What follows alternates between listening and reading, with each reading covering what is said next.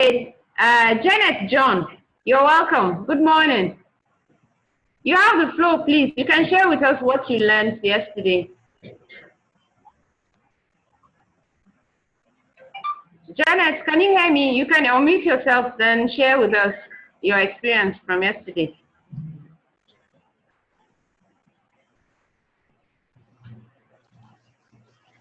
Hello? Can you hear me, ma? Hello? Yes, I can hear you now. Okay. Good morning. No, I can hear you now. Good morning. You're welcome. Was very interesting. From yesterday's section, I've come to understand that being an entrepreneur is not just about making wealth. It's not just about making profit, but it goes far beyond that. From yesterday's section, I've come to realize that to be an entrepreneur, you have to be self-motivated. You have to be creative. You also have to be a visionary. You have to be focused. You don't have to just focus your attention on making profit, but on making impact, creating impact in your organization, in your society. You also have to understand that being an entrepreneur, you have to take risks. You have to be a risk bearer. You don't just go into a business only with a positive mindset. You also have to understand that while planning for your business, you need to plan for uncertainties. Things can happen, and you have to be versatile. You have to be flexible. You also have to be a team player. So yesterday's section was really, really educating, and I really love to be a part of this training. Thank you. Thank you for sharing with us, and we're happy that you got a lot. You learned a lot. Mr. Atakwa, I can see your hand raised again. Yes. Do you have more to share with us? I want to find out, is it about just what Madam had with us, or the entire day, the entire training of the day we had yesterday? It's the entire training for yesterday. We want you to share with us what you were able to learn. Yes, we also learned an aspect with regards to business process. Okay. It was clearly put that business process actually has three arms, so to say. There is the strategic process, there is the operational process, and the admin process. So these were actually made clear, and it was very interesting indeed. Thank you for sharing. Thank you for sharing with us. Yes, thank you. So I think much we can take from the recap. We'll now continue with today's session. Thank you, Mrs. Dede, for taking us through the recap of what we did yesterday. I'm happy that we are able to at least get one or two things from what we did yesterday. Today we are going to continue from there. And before we take off to the main thing we have for today, I just have one or two things to say. I read through your post, especially where you made your introduction, and I was quite happy somebody introduced themselves, and you know that I learned something from your introduction. I never heard of helicopter. I saw it there, and I don't know if the person is in the house. I told the person I'm interested, I want to learn more. And again, going through what you did there, like somebody was asking something. You can choose your mentor among the facilitators. If you go through Meet Your Facilitators, you have all their links in there, you have all their links in there, you have so many of them for both agree and non-agree. So you can have and you're going to meet with each and every one of us within these 5 days. Some of us are going to hear us speak, others you're going to watch them through video, because we've equally done it from live videos, where you get to the resources, where they put the resources, live recorded videos. You're going to meet them there, and they walk you through. When you meet them, you really know that they are experts in their field. Like those agribusiness, have somebody under that resources that work in the area of fishery, poultry, what do you call agri-dealers, agro-dealers, and go dealers. So it is really nice if you go there and you go through the list of the facilitators. You can get a mentor. Now I want to add this question to the class. When we talk about leather production, where does it fall into? If you are into leather production, maybe you are producing bags made from leather or shoes made from leather. How do we classify such production? Is it agri or non-agri business? Is it agri or non-agri business? If you want to speak, just raise your hand. Or maybe you send the chat. They can't hear. They can't. Did you? Yeah, we can't hear. Volume, sound. Please come on. Sorry about that.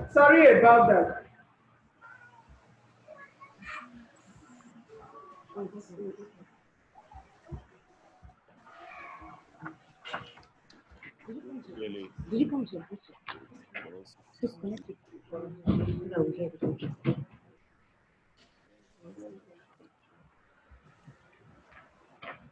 Sorry, I'm trying to work on the sound.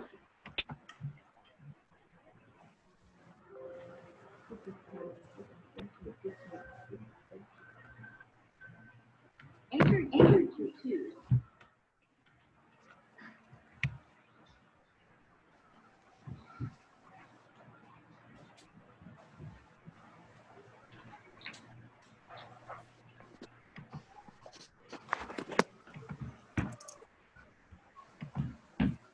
Hello, is it better now? It's better. Can you hear me now? Yes, ma, it's better now. Hello? It's better, ma. I think we can hear you clearly now, madam. We can manage it. It's okay. We can manage it. Hello, can you hear me now? We can hear you, madam. We can hear you, ma. It's better now. Sorry, it's echoing. Can you please move the echo?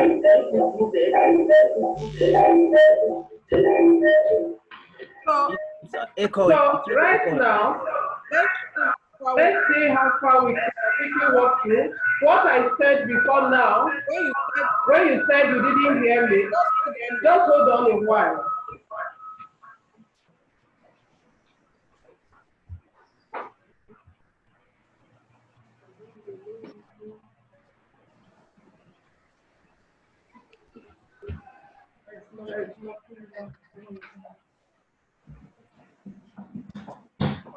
Sorry, I'm still trying to work on the. I think it's come. Andy, put your speaker on. Your speaker here, put it on. But this one is no longer here. Sorry, I'm still trying to work on the.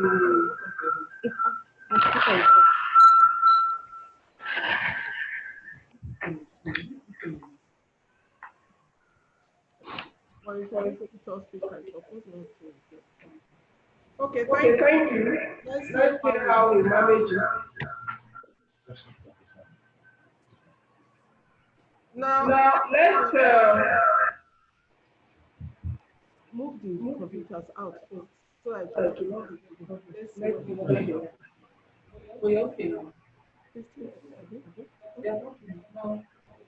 Okay, sorry for all the breaking transmission.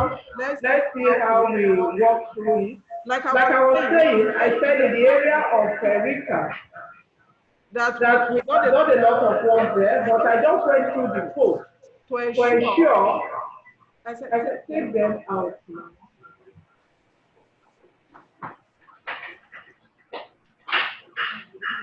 To ensure that we are really working through. And I was saying that I read through the post and I saw the post that some people have posted in the post.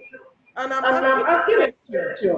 For someone that is into leather business, you are doing maybe producing shoes or using leather. What are you into? Are you an agri or non-agro business? So I want somebody to respond to that. Are you in agri business or non-agri business?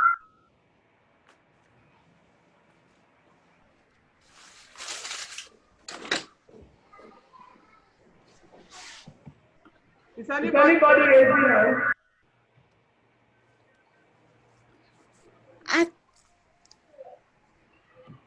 Raise the electronic hand. Just click on participant and raise your hand. I think leather production is non-agro. What makes it not agri business? Who is speaking? Okay. Obadi, I want to say something. Obadi, over to you.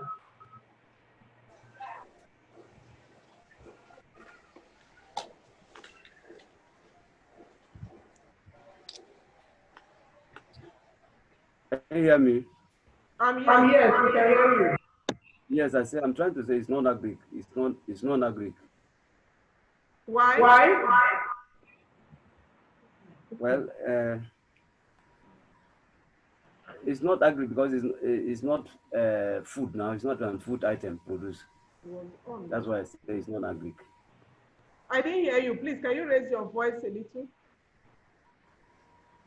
Okay, I said it's non-agric because I said that it is not. It's not an aspect of food. It's not a food production. It's not a food production. Thank you. Yes.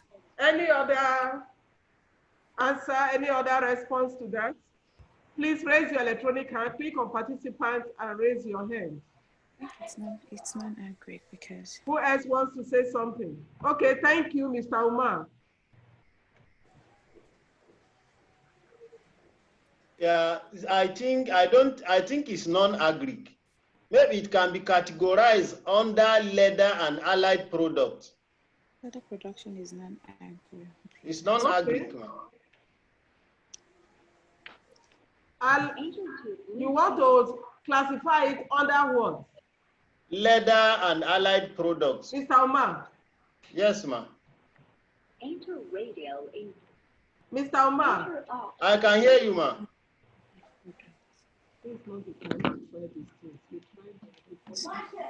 Hello, Mr. Umar. Yes, ma'am, I can hear you. I didn't hear, say what you repeat it again. I didn't get you well. What I'm saying is even though leather is a product of agriculture, but going through the process of making it a finished product, remove it from agriculture totally, so it can be classified under leather and allied products. Under leather and allied products? Yes. But do we agree it's a byproduct of agri? Of course, it's a byproduct of You see, agri. yesterday when we are talking about value chain, yes, that it comes in here. If you are classifying, say agri-business, that allied, if you click, I don't know if you have walked through what, or maybe we'll do that as from Thursday, thereabout. When you click on agri-business, that is where you can get that leather. Do you agree, Mr. Umar? I agree with you. Because it's part of the value chain under agri-business. Okay. That leather, you are going to get it from an animal. So when you are looking at the value chain, that is why yesterday, when we were taught value chain, it is an area we really need to take very, very important. Because when you are into a production, you need to know the value chain within your production. Yes, you pick a part of that chain within the agri-business, which you are now turning into. Let's assume we want to classify again paper production or tissue paper. You still discover that it's a byproduct of agri. It's a byproduct. But if somebody else, his own business is to buy the finished products to go and sell, it will now fall under SME, non-agri. I just want us to have clarification. Now, before I go on to what we need to work on today, Again, I want to quickly speak on payment confirmation. There are some people we have not been able to confirm their payment. And if your payment is not confirmed alongside with meeting other requirements, we will not be able to give you receipts. And your certificates. And outside that, I need your payment to be confirmed for me to do some other activities I need to do along for you to be able to work along with us on Thursday. Because I need to put in some of your details from the back end on the NISA platform so that you will be able to work on the business, the application and the business plan. So please, if you have not done that, do it. You can send the receipt, scan it, send to our mail. But there are some of us who've already received. Somebody will get in touch. For those people we have received their receipt, you will be well informed. So having said this, let's now go on to what we have today.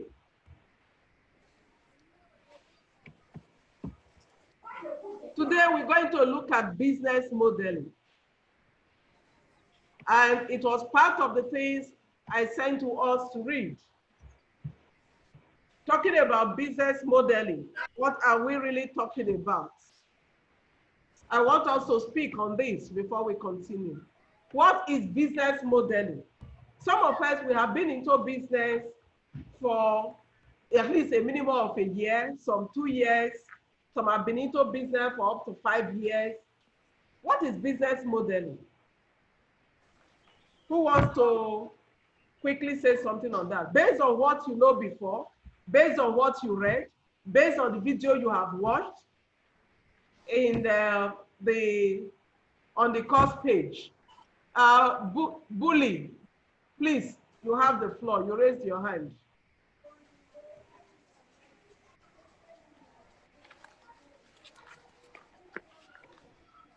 Did you hear me?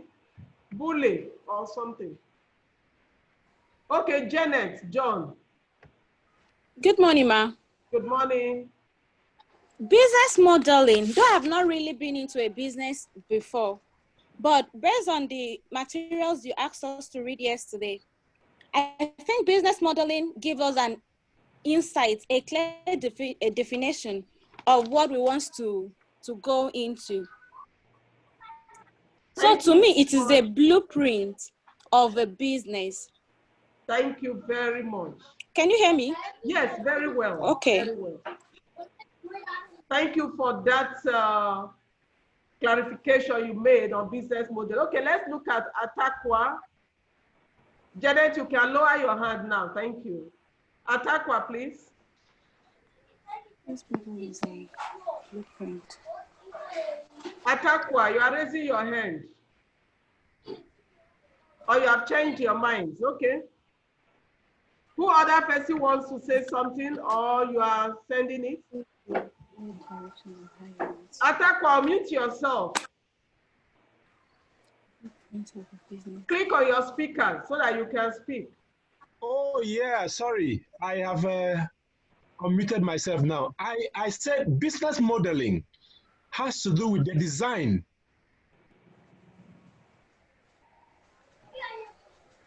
We are listening. Of every department of what to do with regards to what that department has to offer. So it has to do with the entire plan, the entire operation of the business and how it should work. That is a good one. Thank you very much. You can lower your head now. Going by what Janet and Atakwa said, it shows that actually they write what we have in there. When you are looking at business model, you are looking at the structure you want to put in place about your business. The structure you want to put in place. And structuring your business is very, very important. Because the way you structure your business determines the success you are about to gain in that business. Either it's going to be a flow one or something that will not be too successful. Because it's during your structuring of your business that you'll be able to detect what can easily be an obstacle in your business. So for the definition they gave and the description they gave, they are quite right.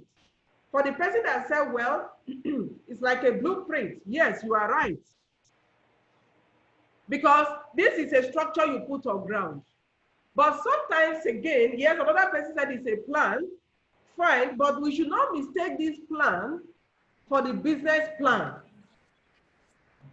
We shouldn't mistake it. Because when you draw out a model, it's like you are still visualizing it. It's a blueprint. When you now want to put it into action, you go into the business plan. Because the business plan will now go into detail, giving you all the finances that will be involved in designing your business. So when you are looking at business plan, it's different from looking at a business model. The model gives you just the structure, how you want to operate. And in that model, you can even simulate it to see if the structure you are putting in place will actually work or not. So in doing this, there are certain things we need to know concerning our business. Every business must have a model. Whether it's a small business, whether it's a big business, there must be a model. But there are key things that normally help us drive our business model. We look at the products, you look at the customers, you look at the pricing, and you look at the sustainability. If you go on to the internet or wherever, there are so many write-ups on business model, and there are different models that you can use in developing your business model. But in all this, some of them are very, very complicated, kind of. But I went through it for all of us here, and considering the timing we have, what are the key things that we really need to focus on? Your product, your customer, your pricing, your sustainability. Then when you are looking at your products, you must come up with your own product that you want to, the product that you want to sell, or the product that you want to do business on. And in this area of identifying your products, we need to really understand the value chain of what we are into before we can really say, this is the product that I'm holding on to. At the time we get to the business plan aspect, you're going to discover that they will give you a space to say, put your products. So if you do not know what product you want to go into, it is difficult for you to map out what you want to do and how you're going to go about it for you to achieve the goal that you wish to achieve. Now, in this regard, I want to ask a question. I want to ask questions to those that are into poultry or fishery, because it's a common. For somebody that's, let me ask Mr. Umar this. Mr. Umar, are you into poultry or fishery? Fishery, man. Good. Now, what is your product? My product is catfish, man. Your product is catfish?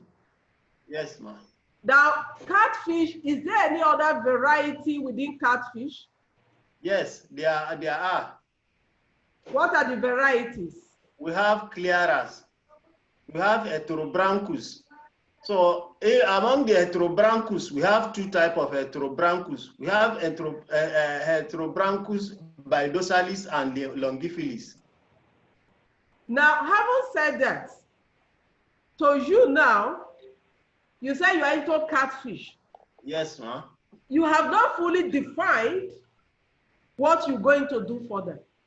The names you have called, if you say you are into catfish, because there may be somebody who will not be interested in all the species of fish. We will only be interested on the particular name that you called. So if your product is catfish, you put it in brackets, you have already defined your product. Now let me ask you this question. You have named 3 different types of catfish. Do you take care of the 3 different kinds of catfish in the same way? Not really. Just stop there. That is the reason why you must define your products to the limit of it, detailed it. You must define it to the minute of it, where you are defining your products. Because if you leave it in the first instance, you say, oh, what is your product? Fish farming. It's too broad. At the time you want to design your model, definitely you're going to miss out some things.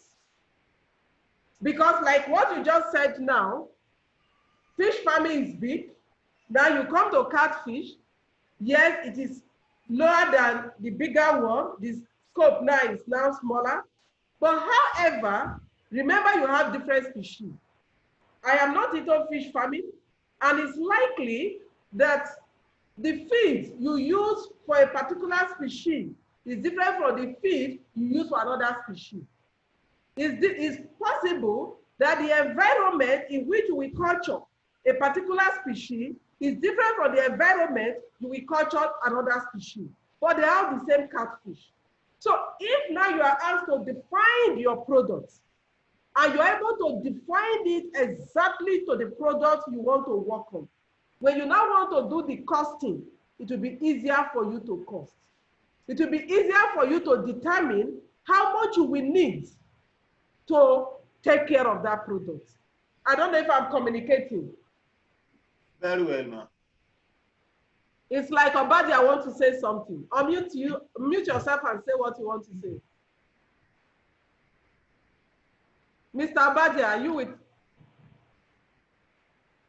Do you want to say something? Unmute yourself. You are muted. Okay. So like No. Sorry? No, I'm not saying anything. I said no. Okay, okay. So like I was saying, you discover that when you define it to the limit of it, it will help you to actually come up with. Now let us come into poultry. Is anyone into poultry here? Is anybody into poultry here? If you are, just unmute yourself and speak. I know there are some people into poultry. Nobody is raising hand either. But if you're into poultry, say something. I want you to just signify. Nobody. I wanted to use, okay, let me still use it as an example. Now let's assume you have somebody that is into poultry, especially when you now come to your form filling. So product, you put poultry. Poultry is too wide. Poultry is too wide. It cannot stand as a product. Because if you want it to stand, you must name, or even if you want to deal on two. Just like when we are talking about catfish. If now you want to fill your form, your focus is on catfish. You must now break the product into bits. Okay, Innocent is raising hand. Innocent, you have the floor. I said I'm into poultry. Okay, thank you. So what aspect of poultry are you interested in? Egg and meat production. Egg and meat production. I think that was what, I wouldn't know if it was you that said so yesterday. Now, if you want to define your products, the bigger one, when they say choose where you belong, you know, you would have chosen agri business, you come there again, poultry, then under poultry, when they don't say your product will be egg production. Then you are going to provide meat. But however, that egg production will not go that way. Remember, it's not all kinds of chicken that are good in laying eggs. Yes. So in that case, you have to measure the particular chicken that is good in laying egg. And what chicken is that? Layers. They are layers, good. So your product will be layers for the production of eggs. Because when you put that, at the time you come to detailing the amount you're going to spend, the expenses, it will be easier for you. Then you leave that is one product. The second product, what chicken are you going to rear that is good for meat? Is it the same layer? No, broilers. You see that? It will be broilers. Because if you now just leave it open, remember, you cannot spend, it's not the same way you take care of broilers, you are going to take care of layers. It is not the same amount of food we eat. Am I right? I'm not into poultry, but am I right? You're very correct. The management process are different. So because of that, when you are defining your product must be defined clearly. So like you now, you have 2 products. Because in those 2 products, please, I'm going to use you later when we go further. So please just mark it when we get to that level, when I call on the poultry. Because you have 2 products. Later, you are even going to find out which product will be more beneficial to you. We'll get to that later. Is it going to be the meat production or the egg production? So that you will not spend some money. You know, there are some people, they are into business. They will say, oh, the other one is just there. Is the money from one I'm using is sustaining the second one. But when you are borrowing money to spend, it shouldn't be like that. So you have to face the one that will give you money first to pay off your bills. Now, in that product, you have to define your product to the limit of it. You are now going to show how you are going to get that product. What are the things that will help you get that product? For this, you are modeling now. These are things you need to do from the beginning. Oh, I have poultry. Okay, is it all aspect of poultry I'm interested in? No, it's not all aspects. Meat production. You're already modeling your work, breaking it down the way it should be. Haven't done that, then you now come to the customer's aspects. Who are going to be your customers that need these eggs, that need the meat? And for the fish person, then for the SMEs, we have SMEs among us too here, that the non-agri people. I wouldn't know if anybody wants to signify and give me one of your products. So I will be using everything together. Is anybody signifying? If you are into non-agri business, give me the name of your business. Raise your hand, raise your electronic hand, I will call on you. So I will be using all together. No one is signifying yet. Okay, Takpa Innocent. But, okay, Takpa Innocent, give me your business. Okay, I run a waste collection business. Waste collection? Yes. You sort them out. Is it household waste? Household waste, yes. It's household waste, fine. Now, Obadia wants to say something, yes? Yes, I want to also say of my business. My business is block making. Sorry? I'm into block making, blocks industry. Droplets from chicken? No, not chicken. Block industry, blocks. Okay, block molding, block industry. Yes. Okay. Yeah. Okay. Thank you. Last person, Atakwa. Yes, I'm actually keen about polythene production. Polythene production. Polythene production. Fine. Yes. Now we have enough products. Please, all the products you mentioned, just jot them down somewhere. We have polythene, we have block industry, we have the first one that I mentioned, we have block, we have polythene, waste management. Now, if you are going into waste management is a product. Now you need to define within you have to spread it out. The waste you are interested in, household waste. And if you're interested in household waste, what method are you going to put in place for separation of waste? Remember, if a waste that is pulled together, soup remade from a freezer, dump it inside the waste. Gari leftover eba, dump it inside the waste. Then you have unused computer, dump it inside the waste. Unused clothes, dump, and everything is muddled together. Then you have some papers that are not needed. You pull everything together. Such waste, will it be very easy for you to, will it be very useful to you? The person into waste management? It will be difficult to manage. Fine, it will be difficult. If not sorted out at the point So of these generation. are the areas you now need to model before you go into your work. Because at this point in time, you need, because your product, you need, where will I get my product from? What will be my target? The area will be getting my supplies. And if you are targeting a particular household environment, how do I reach them? How do I speak to them? Do I need to supply them, support them with waste separators? Because you must encourage them, especially in this part of our country where we are not so used to separating waste from the house. You know, we pull everything together because that is what we have. Even the bin they will put outside. Everything is dumping there together. So if you go there and they carry the bin, you might find it might not be too useful for you. Because if you want to turn it to manure, the aspect that will be used for manure is different from the aspect that will be used for recycling, for other things, like bottle and the other things. So now, because you have your product in line, you are now going to spec out what are the nitty-gritty you require to manage that product, to ensure you will be able to get that product each time you need to use the product.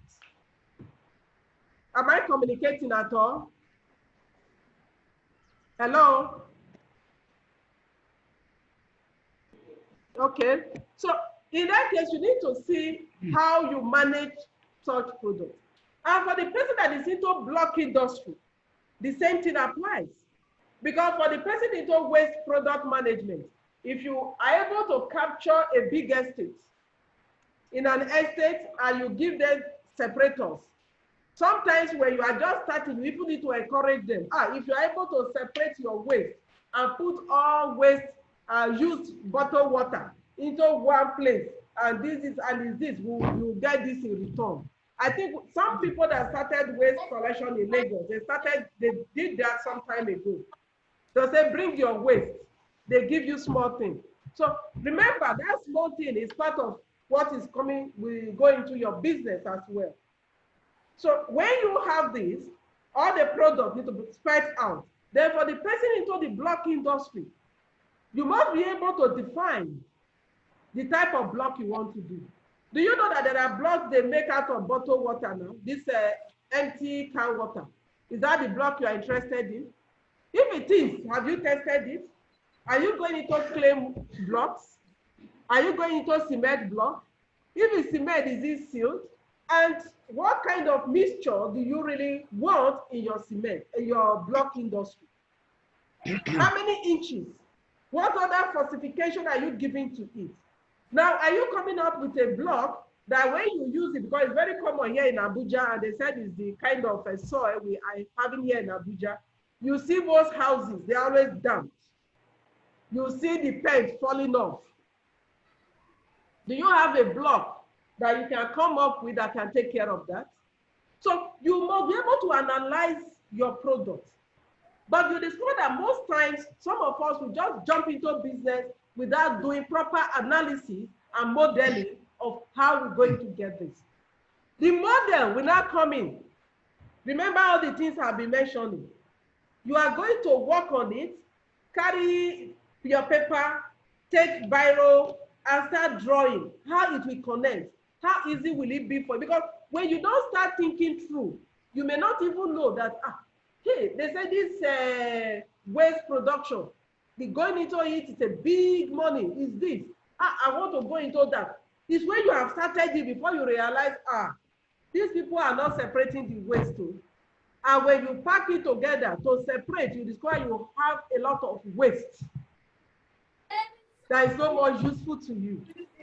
So you run into a problem. But if it is something you've already sat down to think through, to map out and see how it's going to connect, then you'll be able to walk through it. Now, you talk about the customers. You look through the customers, you look through the price that is going to come from it, and how are you going to sustain this business? It's a big question. How are you going to sustain the business? Sustaining the business, linking the customer, go with your product, go with the pricing. Because as you are going into the market, remember, you are not the only one there. You have met people in that market. Then you have to ask yourself, what value am I bringing in that will help me bring in people? Then who are those that are going to help me manage this business in the area of human resources, part of sustainability? Then what are the type of equipment I need? If the equipment that I need to be able to fabricate within, how much will it cost me? If I have to get it from outside the country and I can equally get it at home base, what value do I stand to gain in using the one home base or bringing the one outside? So these are questions you need to ask. When you have been able to draw all these together, then you now sit down and start knitting them together. That is when you now sit down and start knitting it together. So now we are going to go modeling. I want us now, pick your paper, preferably if you have your computer, go to Word document. Now define your product and start linking it. If you cannot, just use your pen. I'm going to give you like 5 minutes to do that. Model your business, how you intend to reach out to your customers, how you intend to sustain either what other things that are coming in that might be obstacle or whatever, help you to progress as well. How will you link them up? Because that is modeling. You are trying to build a model for your business. So I give you 5 minutes to do that. Is 5 minutes too much or too small? It's okay. 4 minutes? It's okay. Okay. So let's quickly do something. And once you finish, just signify, finish, finish, finish. Just put it on the chat. Then we'll walk through it. Sorry, Ma. Where can I classify snail farming into? What? Snail farming. Where do I classify it? This is agribusiness. Is that what you mean? Yeah, I know it's under agri, but inside agri, where do I put it? I think I was told that it is not aquaculture. No, it's not aquaculture. It's what goes into water that is aqua. I don't know. Is there any other clarification? Dr. Agolumate, please answer the question for us. I think it's related to animal, animal production rather than aquaculture that she's talking about. It's animal production. That is where we can clarify it. Because we have crop, we have animal, and we have agri-economics and aquaculture. So it's more closely related to animal production, yes. Okay, sir. Thank you, sir. Thank you.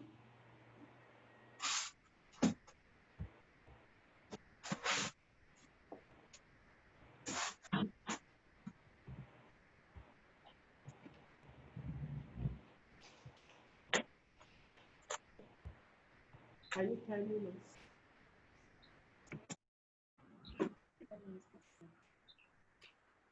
Let's keep the 5 minutes. Where are the computers? I hope they are safe. Are they plugged? I don't think that's no, look, they are plugged.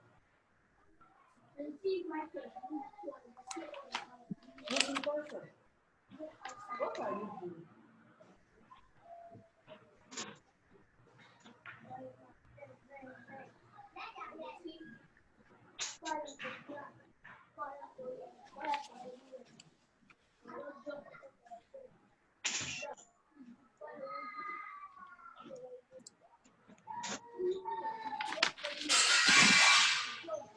What are you doing? I said, what are you doing? He said, I'm trying to talk. Why is your face too squeezed? You are not happy with yourself. You are not happy with us too. Okay, come and sit down. What are you doing? There are 2 people that didn't complain in respect of this matter. What is it? The complaint is it not so if you put your laptop here, it's something you can do. What is the complaint?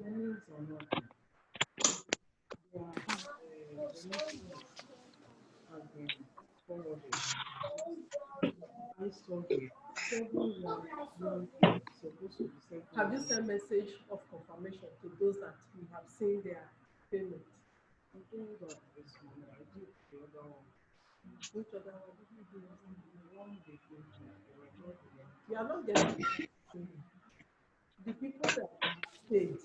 You need to payment receipt times. Those that have not, because you send things that mark SS, which means they have not confirmed. So you send message to them. I say use both. If you want to call them. We will pay for the credit. Use our phone. We will pay for it. I know we don't have money to give you now, but we will pay for it. Now call them. So we have not received your, so that I will know how to structure and prepare their. That's why you can be doing it here and do this. How will it disturb? Must you make call now? Your face is too strong anyway. And when your face is strong, you look like 65 years old woman. So you better make your face smile.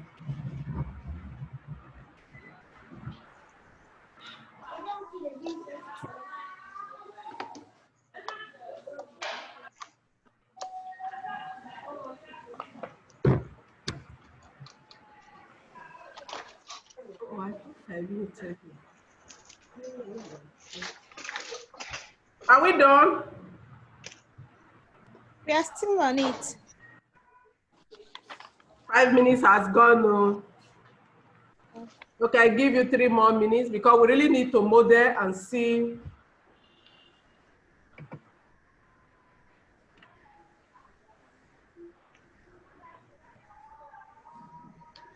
Is it aquaculture under poultry? Aquaculture is not under poultry. Aquaculture is a standalone, different from poultry.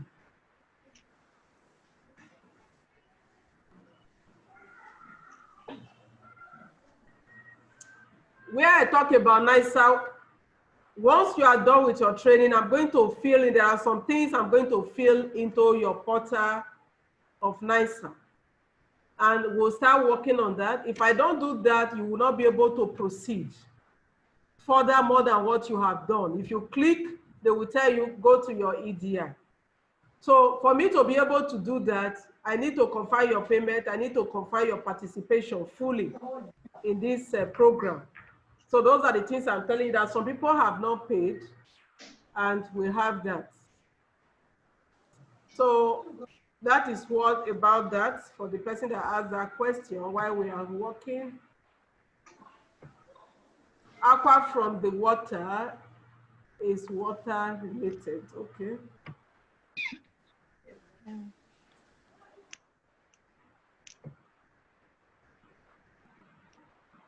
Get a space.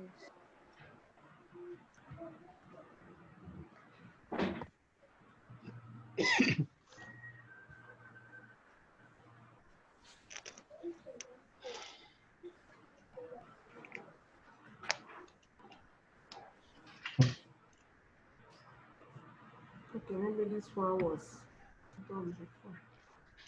Okay, I think we're going to stop now. I think we're going to stop now. I'm going to stop sharing, and we're going to model right away.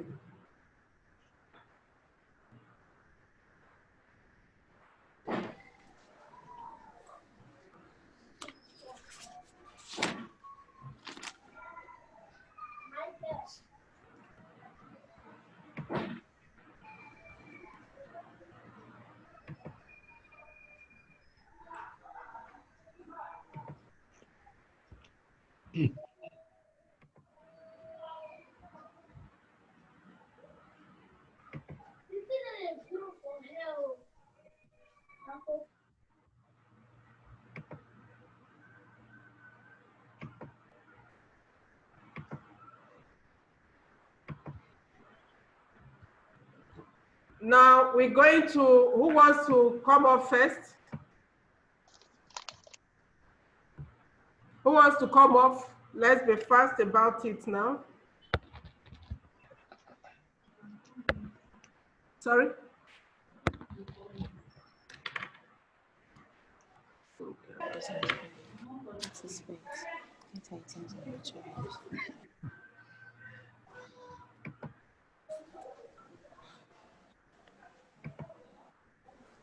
Is anybody raising hand? No? Okay, let me start with somebody. Innocent, can we start with you? Yeah. Innocent, please describe what you have done and I will walk you through here. Or if you are using computer, we would allow you to share. Are you using computer? Innocent. Innocent is not responding. What of Janet? Okay, I'm here, ma. Do you want to share what you have done? Yes, I don't know if I got it right, but let me just share it. No, you don't even need to get it right. That will help us to walk through. Did you work on computer? So I will give you opportunity to share your No, I use a piece of paper, Okay, so tell me what you did and I will be typing it out here. Concerning the snail rain that I talked about, I think the first thing I have to do is where to start from, then how to reach my customer. Mention the product first now. What is your product? Snail farming. Rain of snails. Snail farming. So yes, what are you going to do with snail farming? Because we are that designing. Oh, I want to go into snail farming, right? Yes, ma. Good. Now, what do you need? First and foremost, you need to find out, are there different species of snails? Yes, there are. What are the species? I was told that they have 2 species of snail. Okay, so let's call it species. Species 1 and species 2. 1, then you have species 2. Okay. But first and foremost, I have to think about the space, where to start from. No, wait, now, you see, I'm telling you, first and foremost, you are thinking about the snail, you have 2 species. Now, do you want to work on the 2 species? Yes, I want to work on the 2 species. Good. Now, if you want to define your product, when we get into the business plan filling, you will have snail farming, species 1. Okay. Snail farming, you will not use 1 and 2, you have to mention the exact name. The names. You get it now? Yes, ma'am. Species 2. Now, is it the same way you will read the 2 species? Yes, ma'am. You can put the 2 together, they eat the same quantity of food, the same environment, everything is the same. You won't put the 2 together, but they will eat the same kind of food, the same environment, but they will be on different pots. They will be on different homes, fine? Yes. Because that will give you how much it will take for each of them. Now, now having known the product you want to do, we are okay now with the product. Now, the next thing you need to do with the product is, where do you get this product? Because how are you going to start it? What will you use to start it? Are you going to buy snails, smaller snails? I'm not into snail business, I don't know. Or are you going to buy the eggs that are hatched? What are you going to do with these snails? We'll buy the smaller snails. Where will you get them from? From people that are already doing the business, people that are already into the business. Those people, do you know where they are? How close are they to where you will have your snail farm? I have one. How easy, hold on, how easy will it be for you to get these snails? These are questions you need to answer. Then you map it out. I think I should use something else to draw this so that we'll be able to really do the design properly. Sorry, let me unshare. Let me use a different, let me see what she has there. because I want us to model it properly. Here is our Word document.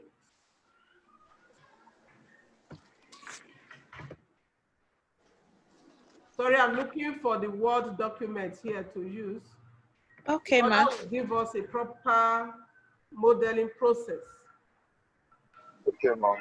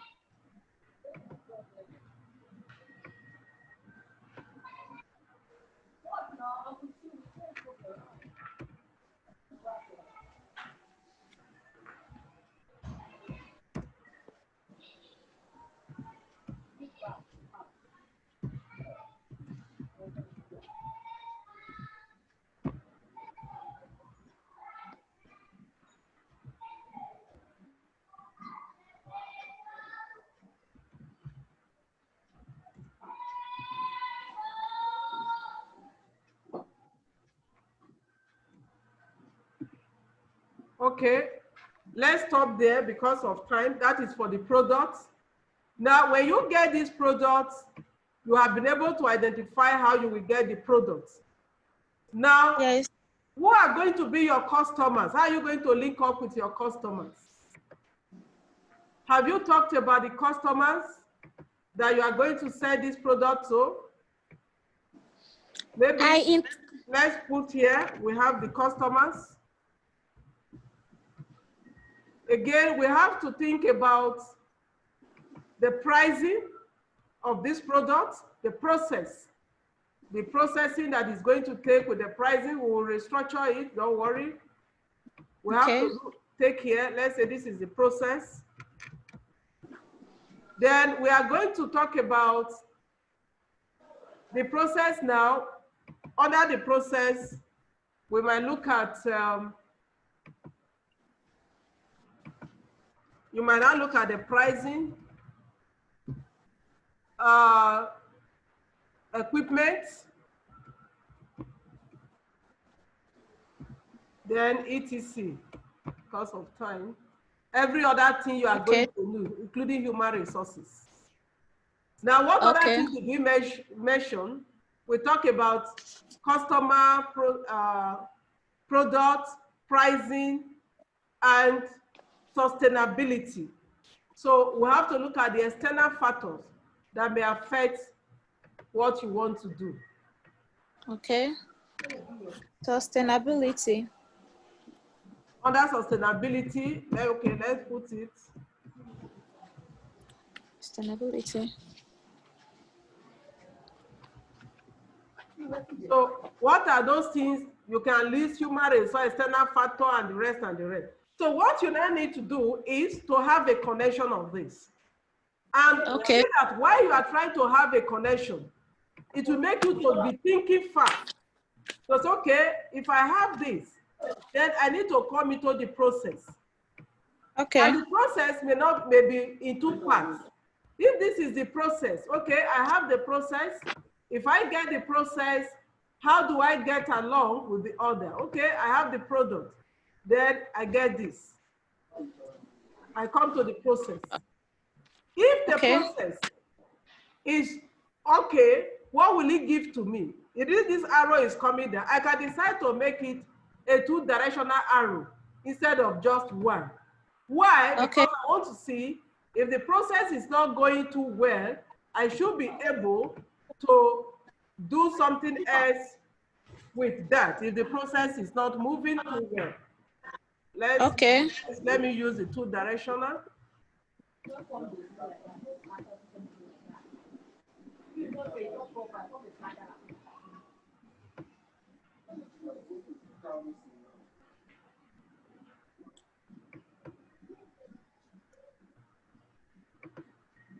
Sorry, the thing is covered.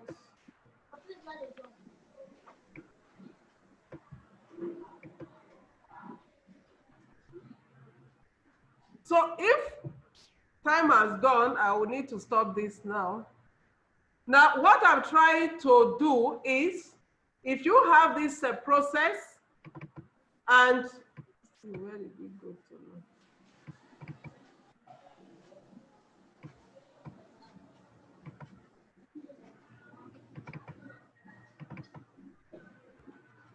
Now, you can decide to have a 2-directional arrow key here, showing you exactly what it should be and the rest of them. But however, you will discover that as you walk along and move along, at a particular point, you might need to still have a walkthrough on what you are doing. How do I mean?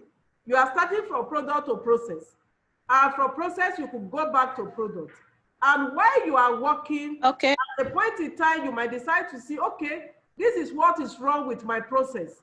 It will help you modify the product, or this process will not be able to get along with the product. So you change the value of your process. At this point, you have not started it, or you are still thinking. You are still on your planning stage. Now, to come in again, who are going to be my customers? Now, list everywhere you know your customers are likely to come from, where they will be, and the rest of them. You're going to bring them out and see whether is it visible, because you sit back and look at it. This customer, is it visible? Okay, let me take a walk. Let me take a little research and find out if the customer I'm proposing will be able to get there or not. Then you now come in to look at the sustainability. Then you start linking them. And in this process, you discover that you'll be able to discover where there are gaps and where you need to modify. So for modeling, I think we're going to stop there so that we can do the other one. But I don't know if we have any question as per modeling. Thank you, Ma. Do we have any question on modeling? Yes, Ozigwada. Okay, good morning, Ma. I don't have any question on modeling. Thank you for, you've done justice to that. I just want to talk to Janet. Janet was asking, she wanted to find out what fish farm and feed farming is called. So fish farming is not aquaculture, but it's actually heliculture, Helici culture. That is what snail farming, sorry, not fish. Okay. That is what snail farming is called. Juliet, thank you. Okay, thank you, Ma. All right. Thank you. Were you the one that said you are into heliculture, Ada? Oh, mine is fish. I told you I read through the post and I saw somebody who said it's into heliculture, and I said, oh, I want to know more about this. Okay, no, it's fish. Okay, it wasn't you that introduced yourself. Yeah. Okay. Thank you. So any other contribution on this? None. Are we comfortable with at least giving us idea of modeling? Because Very there are so many versions of it. But if you look at it, because sometimes when you look at those versions, you are really confused. You don't even know where to start from. But the basic thing is that how do you want to map out your business? It's a basic. Because when you map out, it will help you to think far on how you structure your business. So having said this, we'll go to the next part, which we are supposed to start 9. I actually took some time off it, since I'm the same person that will take the 2. And that will stop at 11. So we have 1 hour, 30 minutes to go on this. So in this case, I'm still going to share my screen.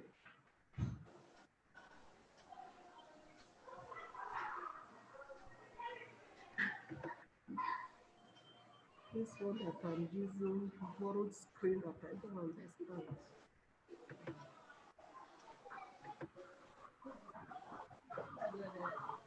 Is that you? All right.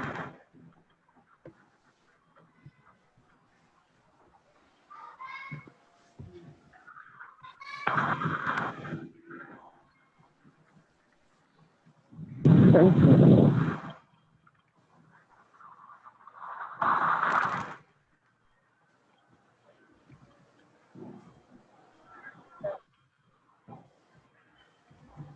This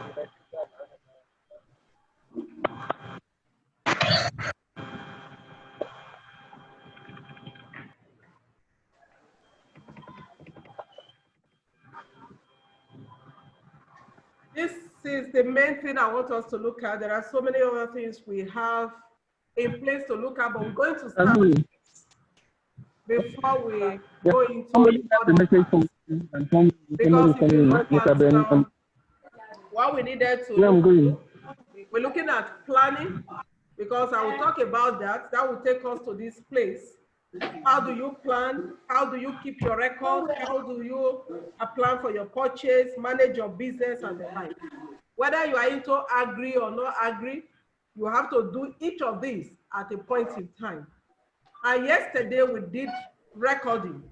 And in this regard, after this section, hopefully by the end of today, maybe latest in the evening or night, I will try the resources on the resource section of your course material will be ready. I will try and make it ready so that we will have a view of what is there. Because if you go through those resources, you have a total breakdown, especially in the area of agribusiness. Those that are into poultry, they really break down how you take your recording. Those into fishery, they took time to explain how you take your recording.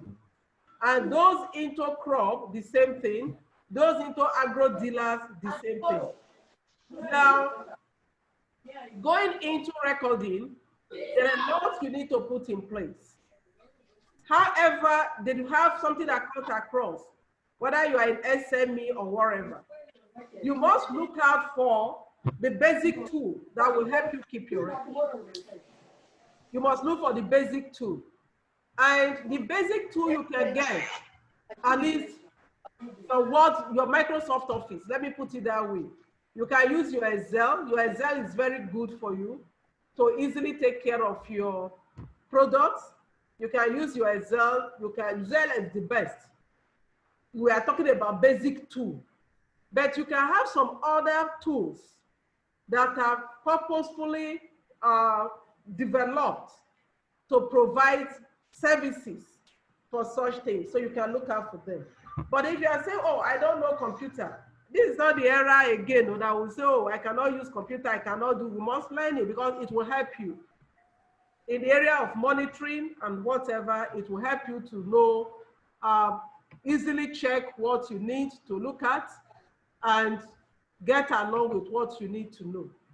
Then in the area of purchase, you plan your purchase. You don't just jump into purchasing. Now we've just finished modeling.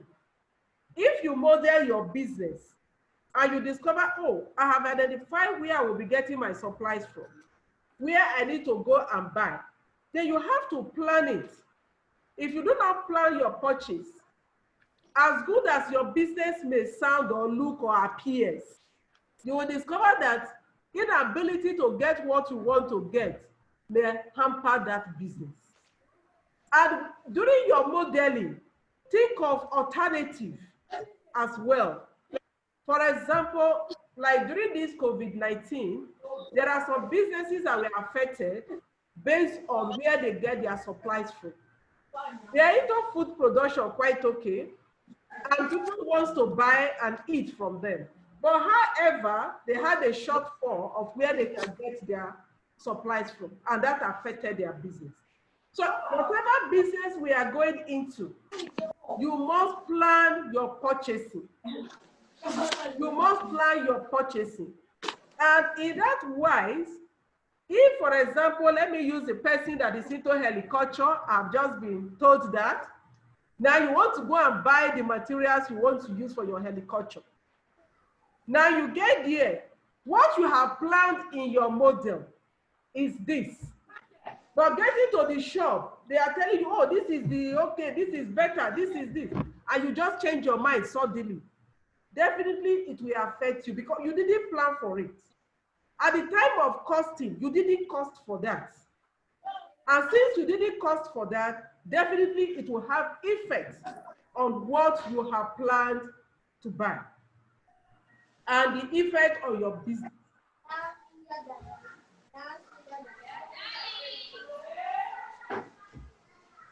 So what do I suggest? Plan your purchase. Don't change your mind at the mid of your plan. For example, we are going to fill our business plan. We are going to do it on Thursday. Now, after you have filled, NISA have used what you have filled to calculate how much they can give to you as loan. The loan has come. This is what you say you will buy A. Then somebody will just come up suddenly. Say, I've been into this business for long. This is what you want to buy. Good work. This is what we go. Then you switch, you change your mind. Maybe half of the money that will come to you, although they will not release all the money for you anyway, because when we get to that, we'll talk about it. They will release all the money for you. Money for equipment will come to you. 70% is going to the person that will help you purchase the equipment. And if they purchase for you, make sure it's to the specification. Because if there is a change, it will affect your production. It will affect your products. Make sure there is no change. That is for that.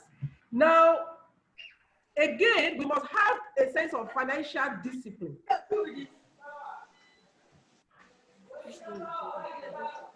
We must have a sense of financial discipline. We must have a sense of financial discipline. And how do I mean? When you get this loan, they are going to give you 30% of it. 70% goes to your equipment. That 30%, make sure you spend it on what you said you're going to spend it on. It's not at that time, maybe there is an emergency in the house. That is not the time you have to spend the money on that emergency. That is not the time. Just leave that emergency. Just let it take care of itself. Don't be moved. Because once you do that, it will affect what you needed to do. It will affect your plans. So don't be carried away with that emergency.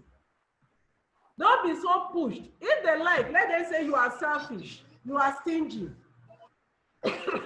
Fine. But make sure that money that you have set aside for business, go in for that business strictly and for the business alone, and not in any other place. That is for that. Then again, in the area of financial discipline, ensure that the money that comes to your hands is spent judiciously. That is especially for we women. That is not the time to buy a shwebi. Even if it's a family occasion, and they say you should not use the one you have before. You needed to change what you have. Tell them you cannot change. That is what you are wearing. Because remember, you are going to pay back the loan you are about taking. You're going to pay back that loan. So since you are going to pay back that loan, definitely you must concentrate to ensure that you get the money back. I want to pause here a little before we go into cost-benefit analysis. From what you have read from the documents and from your own experience, I want you to share your own experience on the area of planning your farm activities, planning your business. For the person that is into waste management, I would like you to speak. How do you plan it? For somebody that is into aquaculture, pick any of the aquas you are dealing on. How do you plan it? Poultry, how do you plan it? The floor is open. I want you to now relate your experience on how you plan in terms of purchase, in terms of keeping the activities in place, monitoring the activities you want to do in place. If you are into shop, if you are into block industry, what have you put in place? The floor is open right now. You can raise your electronic hands, and at the same time, you can put a chat. If I wait for a second, no raising of hand, no chat, I will call somebody.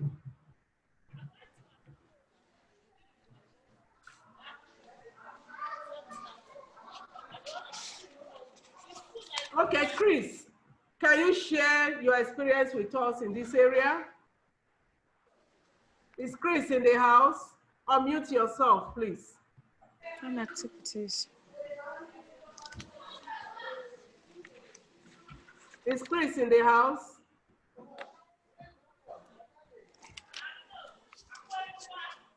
Chris is not speaking. Okay, let me pick Fatima. Fatima, can you share your experience?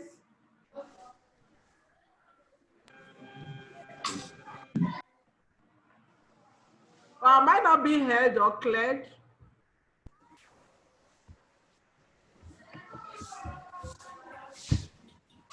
Hello? As for me, I'm planning on going into poultry. Okay, sorry if I didn't put Peter. Please, can you unmute yourself? We want to hear your voice. Hello? Hello? Everybody's not the plan. Hello, who is speaking?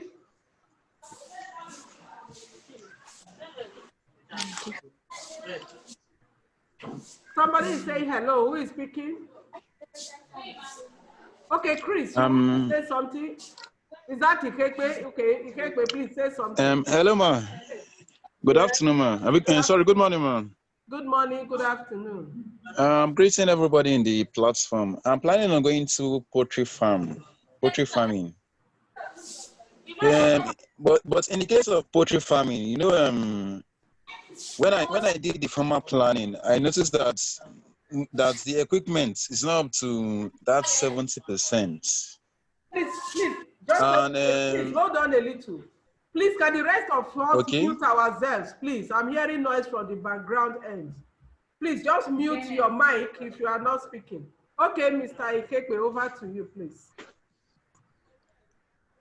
Okay, I noticed that the cost that is the cost to run the farm is not up to that 30, is more than that 30%, and the equipment is not up to 70%. I don't know in such case how is one going to draft his or her plan? You see, that question you're asking me now, leave that one until where we are working on business plan. The question I'm asking you now, leave nicer out of this now. You and that poultry farm, how have you put your plan in place now? Because there are ways you plan activities for poultry. Okay. So what plan have you put in place on your own? This has nothing to do with NISA now. This is you and your business. And that reminds me, that is something I didn't mention when you are looking at financial discipline. You and your business, you are two entities. You are not the same. You and your business are not the same. So right now, I'm asking you, what planner do you have for your business? Okay, I would say that I have a very bright plan for my business. I've gone around to sort for the equipment which I've been needing for the business, the cost of this equipment, and a very strategic place where the business can stay. Although poultry farm does not need a well strategic place, you can do it anywhere, but at least you need somewhere that is very close to the market and those that you want to supply to. Okay. And another thing that I've tried to go and get advice from those who have been in the business for a very long time, so that they can put me through on how to start, on how to draft a plan, and how the business is. I've gone to go and get idea on how to erect their structure. and also the cost for the poultry beds, their feeds, how do they consume foods each day. And from the findings that I did, I find out that 70% do goes for their feeding. That is 70% of all my costs, all my expenditures, we go for the feed, and 30% to take the rest. So with that, I now went to do more research, and that is on how to cut down costs on feed. And I discovered something called fodder feed. So I think poultry bed of about a month or two can feed on fodder feed. So with that one, you can use it to reduce the cost of your feed. And I'm also doing some researches on how to get good ends, those who are experienced, who can help me to push the farm to where I'm targeting it to be. And that's not all. It's not just for me to get a poultry farm. Okay, thank you, Mr. Ikepe. Thank you so much. But you see, in all you have said is beautiful. But I observe that the product itself is even missing. You have not said, you have not even planned for the product. And I think at the time you go to the resource section, because those that did poultry for us on the resource section, you're going to enjoy them. We have two persons, two professors. If you have gone through Meet Your Facilitators, you would have seen Okpe Farms. Okpe Farm is into organic poultry, while Professor Joktan is into inorganic poultry. You're going to see their section, and we want you to really listen to their section. Okay, ma'am. It's recorded. Okay. After now, I'm going to put it up before evening. If I cannot put all of them, the ones that are ready, I will put it there. You really need to listen to them, because it's a practical section. And you discover that there is a major aspect that is even lacking, because you can have all the good equipment. You can have a good location, a good terrain where maybe snakes and other reptiles will come and disturb you or whatever. But the product itself, you have not done something about it, and which is the chicken. You need to have a plan, farm plan, on how you get those chicken, where you're going to get them from. I think there's the one they refer to as the hatchery. When you listen to them, you're going to be well equipped as per area of poultry, whether you want to do organic or inorganic.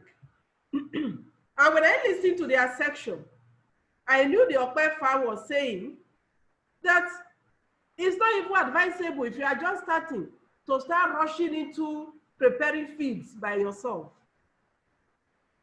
Because the feed you feed your chickens to determine and will affect their growth, will affect their laying of eggs, and so many other things that could come in. So you need to be careful, you need to understudy. So I think that section will really, really be good for you and any other person in poultry, because they have about about 13 hours spent talking on the poultry section.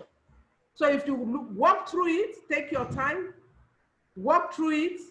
I know you, and if you have further questions on it and any other person too in the house, you can prepare your question, because by Friday, we're going to have a round table talk.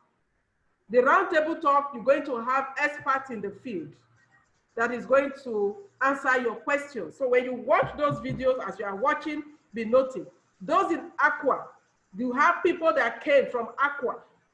How they take care of them is the fish, only fish they use for aqua. In the poultry section, they use only the chicken because keeping turkey and others is still part of poultry. Duck is part of poultry. So you will hear from them and put down your questions that will clarify.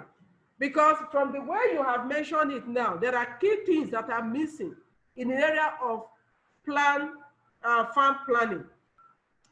Then when it comes to purchase, there are still things you need to take note of when it comes to purchase and when you are now managing your finances. When you want to manage your finance, there are areas you see equally need to consider in finance management. So I don't know if there is any other person. Okay, somebody raised hand today. Who is that person? Fatima, please. I think after her. Fatima, you have the floor. Thank you, Mr. Ikekwe. Fatima, you have the floor. Unmute yourself. Okay, Mr. Yakubu. Hi. Hello, this is Fatima. Okay, please, you have the floor. Okay. I'm new into business, but I'm planning going into groundnut oil. Please, can you speak up? I'm planning going into groundnut oil production. Okay. I made some survey into different markets like Dawano to see the different prices of the groundnuts. That is, which is good for the extraction of much oil, because I find out that there are many different types of groundnuts. So if you are not very careful, you can buy the one that will not give you much oil. And from my findings, the best groundnut, the groundnut nuts is the one that costs more. And at the customer's level, because of the large consumption, I'm thinking of family and friends, but I'm still doing research. Because of the large consumption, you are thinking of what? I'm thinking of my customers should be my family and friends, the people that are close to me, that they don't need to go to the market or the shops to buy the How much loan are you requesting? Because I've gotten the machine. It's not really much because I need the place where I can put my machine. And the best machine for this production comes from China. I just say, give me an assumption. I say, how much are you trying to apply? About 5 million. 5 million. And with your family and friends, you'll be able to have a great turnover with that? Yes. So, food for thought. When we start working on the other part, we will know how that goes. Okay, thank you. So it's a food for thought. Remember, this is borrowed money. And there is a time frame to pay back. You understand? Yes. There is a time frame for you to pay back this money. So marketing, I think we are going to talk about marketing. Is it today now also? Or tomorrow? I can't remember. Marketing is coming up. Customer loyalty, leakages and others. Yes. We'll talk about it later. Okay, finally, I will just take one more person. So I will go on. Yakubu Uma. Yes, thank you, madam. I'm planning to, I'm already in fish farming, but I'm planning to expand the operation. Now, my immediate plan, I have two plans, the short-term and long-term planning. The short-term plan is to meet the domestic market needs, while the long-term plan is to target international market. Okay. Hold on, Mr. Uma. Okay. Hold on, please. It's like maybe my question was not clear. The planning we are talking about here is directly on that your business you want to do. That's what I'm coming to that. That is what we are talking about here. So if you are into fish farming, what is your planning to make sure that the fish will you be able to get money and get growing? That is, yes, that is what I'm trying to say now.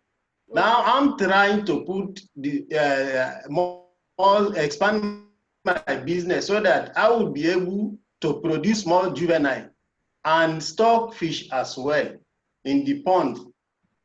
That is the immediate plan I talked about. So that in the long run, as now, the business... Hold on, sir. I want you to get it right.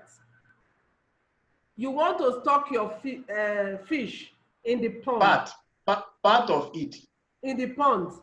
Yes, part of it. The planning I'm referring to, that's stocking of the fish. What process? Yes. How do you plan it? Where will you get the fish? What kind of fish? How will you monitor it? How will you set up the pond? Yes. You see, I have a hatchery where I produce juvenile. So part of the juvenile I produce, I will stock some and I will sell some. So those ones I stock are the ones I will sell for consumption.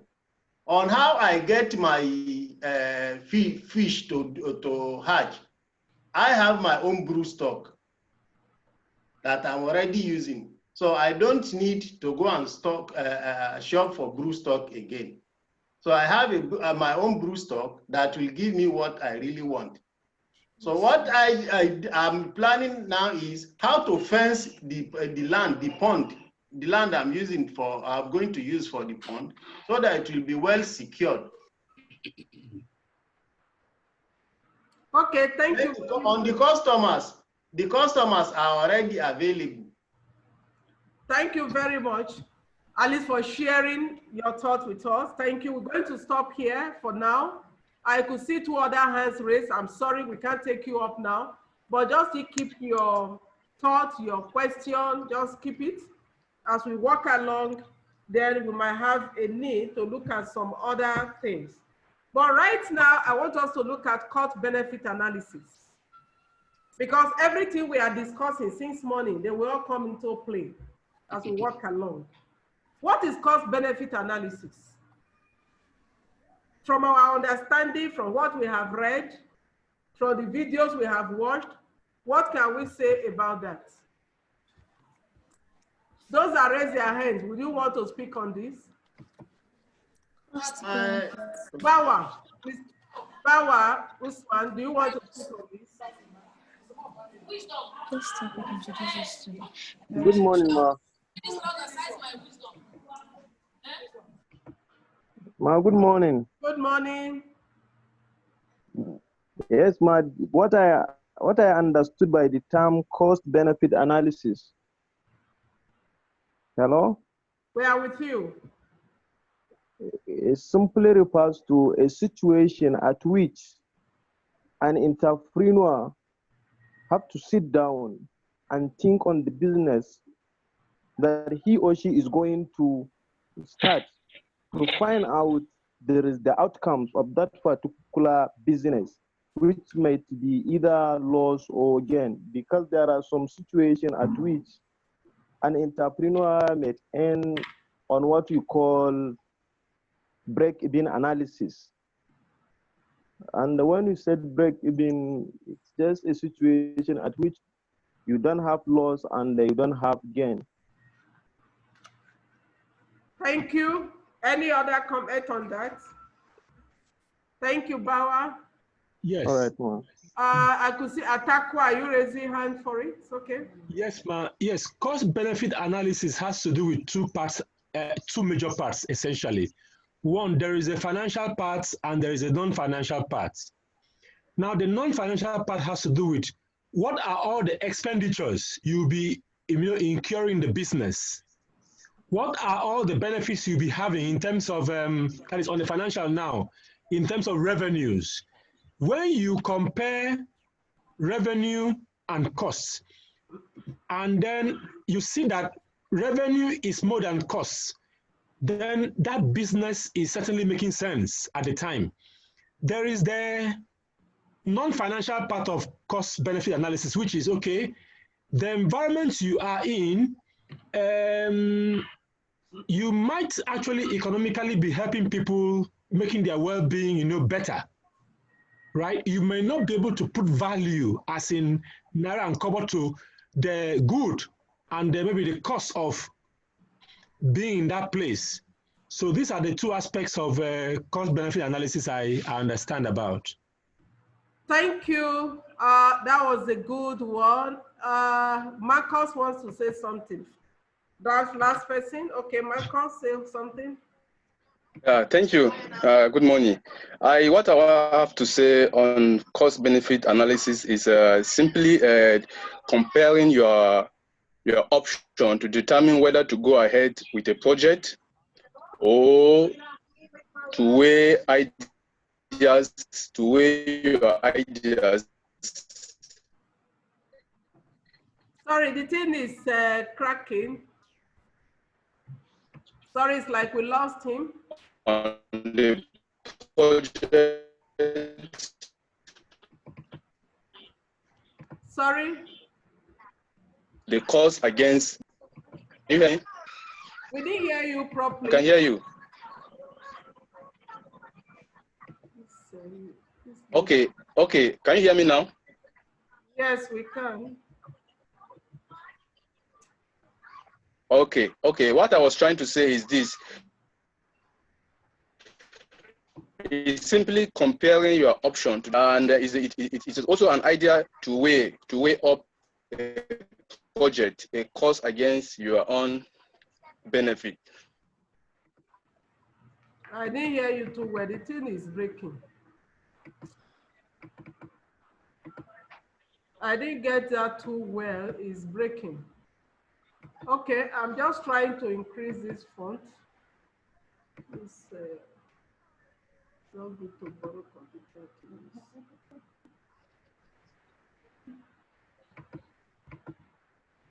I didn't hear you too well. I wouldn't really know what you said, but let me just see if I can recap some of the things some people mentioned. We talk about break-even points.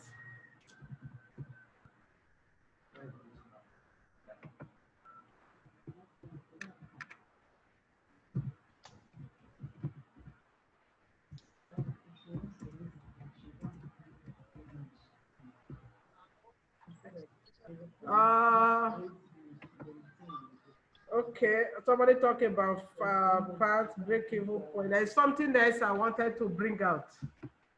Maybe if I remember now. Now, thank you for everyone that contributed. The first person did mention of break-even. Break-even point is different from cost-benefit analysis. Okay, I remember somebody else mentioned, from what he mentioned, I had decision.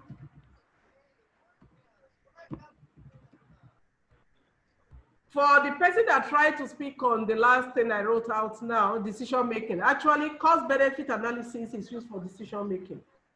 It is a tool that helps you to take decision in a business. Whether it's a small business or a big business, it helps you to take your decision. Now, when you come to the break-even point is different. You are right the way you describe it. Yes, break-even point, you are right when you said, it is where you neither make profit or gain. It has a point at which you are not running at a loss, but you are not gaining, but you have been able to take care of all that you have incurred in the business. So if, for example, you invested 2,000 naira into a business, at what point are you able to get the 2,000 naira back without making a profit, net profit this time?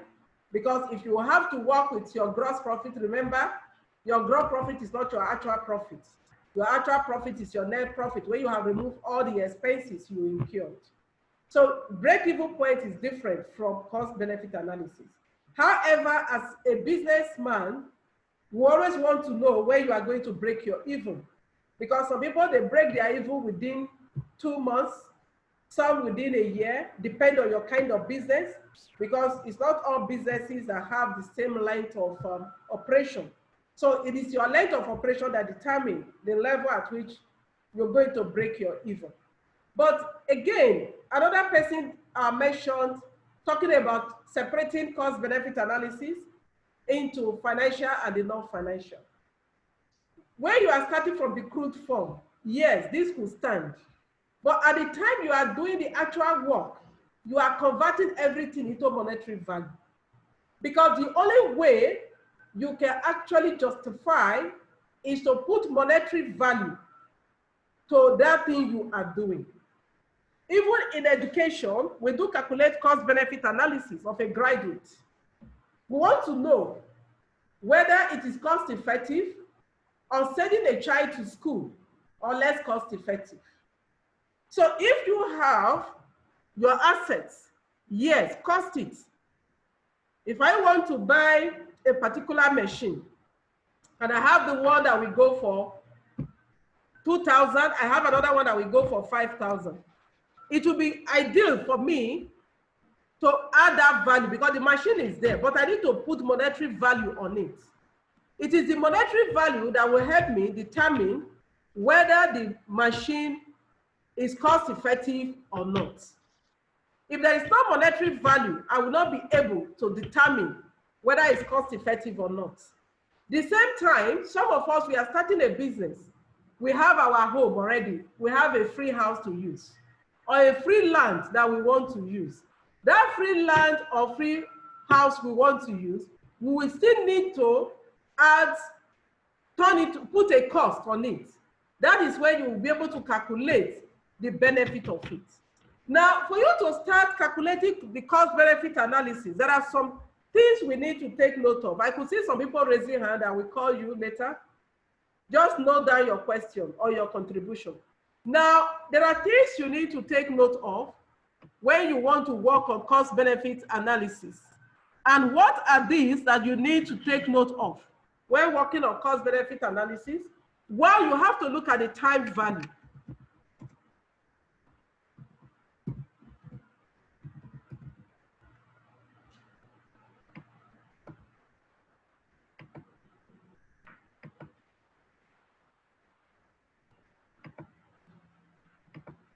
We have to look at the time value. And in this regard, what are we talking about when you are saying look at the time value? We are looking at, like, we have a say that says that your 1 naira today is most valuable than what you will get in the future of that amount. What you have today is more valuable. That is the value of the money you are holding today will be greater than the value of that money in the future. I don't know if you have heard that. The value of the money you have today is greater than the money that you will have in the future. Now, let's see how it works when you are looking at the time value. Before you calculate your cost benefit analysis, we need to consider the time frame as well of what you're going to sow. So let's assume, for example, you have 1 naira. You have 1 naira. And in this, your 1 naira you got, you are to return, maybe you borrow this money. Let's look at it in two forms. Maybe in one way you're going to borrow, in another way somebody is going to pay you. Maybe you're going to sell on credit. So let's take this on borrow first, calculating the time value now. Let's look at this and say, okay, this one you borrow it. You're going to borrow this money. And in borrowing this money, in return, you are expected to return it back with 5%. If you are going to return this money back, you are going to return it back with 5%. Now we want to know how much will it be? Will you be expecting to make to be able to pay that 5% and still have your 1 naira within a year? So in that case, let's do small mathematics. How much will it be in a year? What is 5% of 1 naira? How much is it going to give to us? I'm waiting. Let's calculate and let's have the answer. We are working together. If you have the answer, please just drop it. Let's be fast. That shouldn't take us time. Has anybody responded? Answer. No response? Or if you want to speak, just unmute and speak. I want somebody to respond. 5%. 5 kobo. 5 kobo. Thank you very much. 0 point. Can we just clap for that person? 0.05. Thank you very much. So in 1 year, we are going to have 1.05 naira. Sorry. Kobo. Sorry. Kobo. No, that is 1 naira now. 1.05 naira. Is that 0.5 kobo? That is the extra. You know, this is the way you now add it to this. We are saying, if you are able to make, how much will you make in a year to cover this 1 naira and be able to pay the 5%? Which means in a year, you must make 1.05 naira. You know, the interest you have made here, this one is equals 0.05 kobo. I don't know if we are following through. So if you now add this to this, it will give you 1.05. So what this is saying is that within that year, at least you'll be able to get your 1 naira and you'll be able to pay the interest of 1.05. But let's assume on the other hand, the person that has this same 1 naira decided to keep this 1 naira under the mattress for 1 year. What are the likelihood things that you think might happen to that 1 naira? Anybody? No values will be added to it. No value will be added. Thank you. And with the 1 naira remain 1 naira when you come to taking it into value now? And the value will depreciate. Thank you. It will depreciate. You see, what you have today greater than what you will have in the future. So if you have the 1 naira today, that is why there was something I was reading somewhere. They said why those that are poor remain poor and the rich get richer. Because one, that the rich men will always take a risk and invest their money. But the poor will be afraid. If I invest this money now, what will happen? Let me just hold it. We keep it. Then another person too went again, I think the same material, I was reading it, saying that why those that are in the middle level, they remain the middle class, like those of us that are working, salary earners. When we borrow money, we don't put it for business. We'll go and use it to buy motor. Or you say, let me be building the house, small. You borrow now, you go and build. But when the businessman borrows, maybe that businessman is living in a room and a parlor, or 1 room, or face me, face you, or whatever. He will be thinking of the business first. He wants to go and invest. Sometimes the first investment may not really yield it, and he will not budge. So why? Because he feels this will give me more value. But for those of us that are always afraid, and we are in the comfort zone, we are like that person that will keep money under the mattress. And what will happen? Somebody mentioned depreciation will set in. What will happen that will make that depreciation to set in? Even using Nigeria now as an example, you discover that policy will change. There may be inflation. Once there is inflation, you bring out the 1 naira. The 1 naira may now worth maybe 98 kobo. Maybe that 1 naira you kept under the mattress, you bring it out, maybe it's now 98 kobo. It will worth. There is no way we give you exactly 1 naira. Even what we could buy those days, not even those days, compare even January to now. Just January this year. You hear everybody, oh, things have gone up, things have gone up, things have gone up. So definitely, it will give you something less than what you would have gotten. Even you. Sorry? Did you say something? So when you are conducting cost-benefit analysis, consider the time frame. Because that time frame, it matters a lot. That are 5% you're going to add, and we're going to look at it now in the next section. The next section, the next thing you need to consider now is the present value.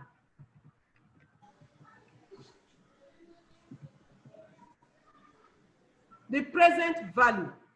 At the time we start working on Thursday on business plan, you're going to see where they're asking you to fill in your present value. So we need to know, how do you determine your present value? How will you know your present value? If I may ask now, let me ask, who should I ask? Okay, let me ask Janet. Janet is unmuted. What is your business, Janet? Snail farming. Good, snail farming. Now, if I ask, for this snail farming business you want to start, what is your present value? In terms of cost? In terms of everything that you will need in that. Right now. About value. You look at the monetary things. Okay. In this aspect now, we are looking at the monetary value, not the other added value.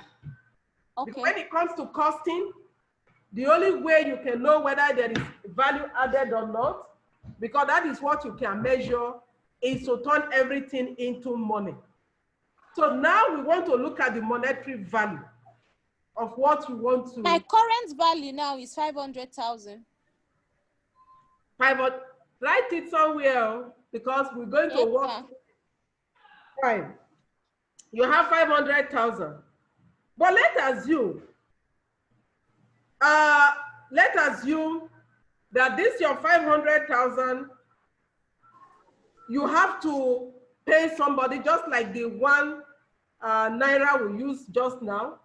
We will still look at it in two ways: borrowed and again not borrowed.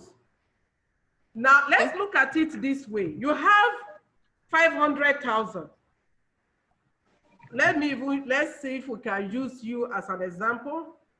We have, or maybe we use a smaller amount. Okay, let's use you. Let's see how it goes. We have 500,000 as the current value that you have. Then if, again, you are to pay interest, this is your present value, right? This is your present value.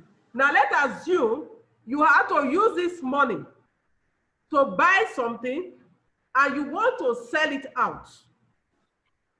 And somebody is going to pay you your snails now. Let's assume this money will cover the snails you want to do. You are not going to borrow. It will cover everything you want to do. And you want to make, you feel I can make 5% on this my snail production, on this 500,000 in the next 3 months. Now, if we look for 5% of 500,000, how much will that give us? 25,000. 25,000 naira. We are going to have 25,000 naira. So it means what this person will pay you will be 525,000 naira. Because it's not going to give you money immediately. I don't know if I'm. And you are telling this person, I'm giving you 1 year to pay me back. I'm giving you 1 year to pay me back, but it means you will charge this person 525,000 naira. That is going to pay you. So in this instance, you discover that the percentage you want to get from it is how much now? 25,000 naira. Naira. Good. Now, on the same vein, Let us assume this 25,000 naira is not your money. You want to borrow. And when you borrow, you are going to pay back. And at the same time, the person you are borrowing from is giving you 5%. That at the end, though, you have to pay me my 500,000. I'm giving you in January 1st. By 31st to December, or January 1st the other year, my money must enter my hand intact, 5%. Now, as a businesswoman that you are into snail, how much minimum will you want to make, at least to be able to pay the 500,000 and at the same time pay the 5%? How much will you need? I should be able to make 525,000 naira and more. No, I said minimum, at least to be able to pay. That is 525,000. You will make 525,000. 43,750. Sorry? 43,750. 17,000. I didn't get. 43,750 per month. No, we are giving 5% for a year of 500,000. I agree. Is it 43? Yes. I'm not. 43,750. Let somebody else. I have one. 43,750 per month. No, we are not talking about per each. month. Hello, sir. We are not talking about per month. We are looking at in a year, which is 12 calendar months.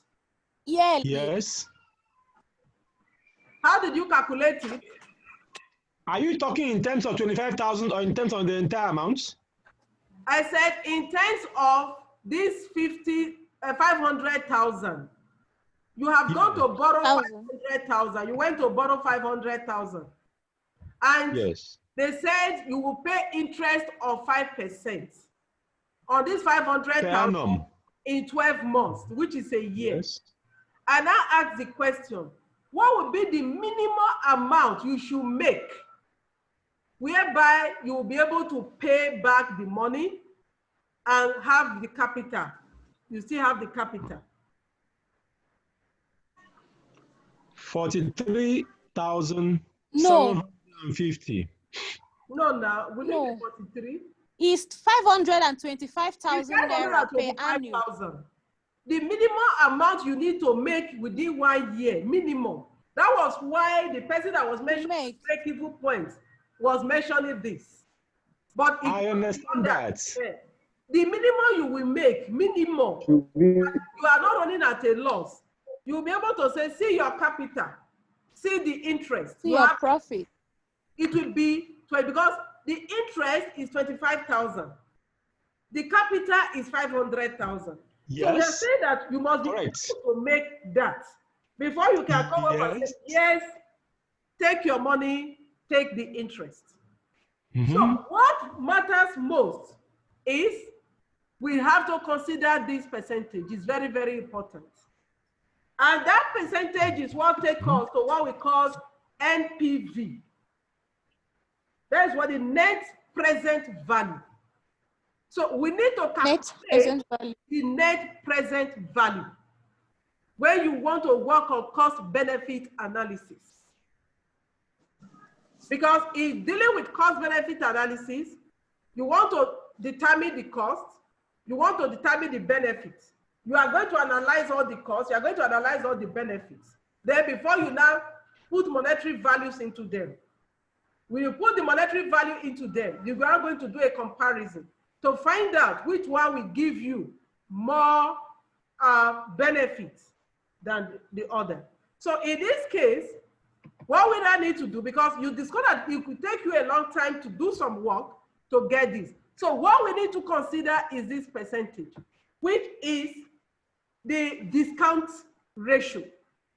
That is the discount rate. That is the discount rate.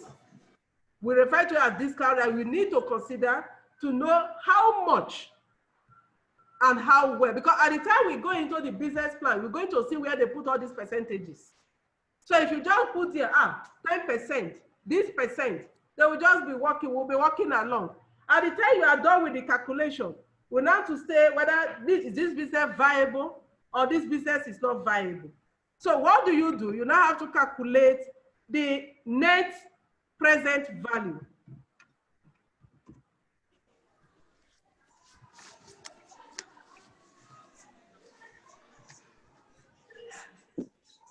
Which is, I have a question. And just hold on, please. Just hold on. But don't forget the question, which is called the NPV. Yeah. And what do we mean by this? Doing good is that you will get a more accurate, when you use this net present value, it will give you more accurate result when you are doing your cost benefit analysis. You will be able to get more accurate results. And in doing this, what exactly are you going to look at? We're looking at your projection and your proposals. Because remember, we did mention that at the beginning, your cost benefit analysis will help you take major decisions. Especially when you are planning, when you are preparing a proposal, it will help you take major decisions. So in this regard, we are now going to convert all the future costs, and benefits to their present values. What will be in the future? We're going to convert them now into the present value. And how are we going to do that? To do that, we will simply do this. We simply subtract the present values of all costs from the present value of all benefits.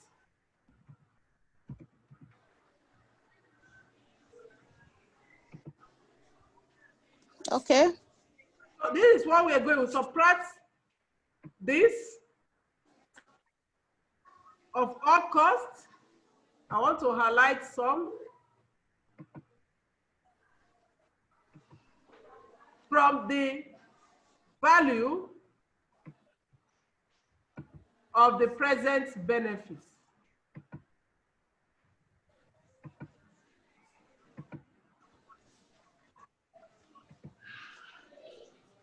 Subtract the present value of all costs from the present value of all benefits.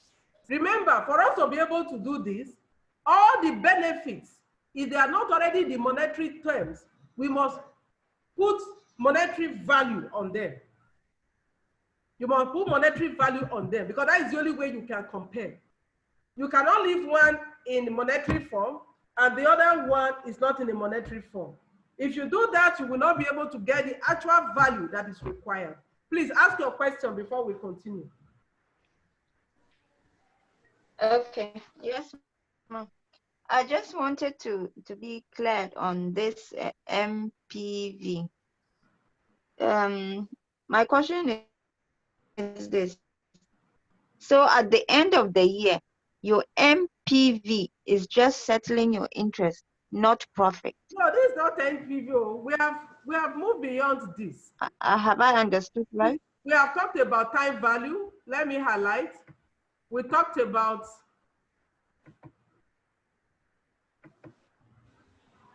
Ma. Yes, I'm with you. Hello, Ma. I'm with Ma, is present value same as cost while the present values of all benefits same as revenue? Sorry, I didn't get you. What I'm asking here, Ma, is you said subtract the present values of all costs from the present values of all benefits. I don't know, the thing has strength. Hello?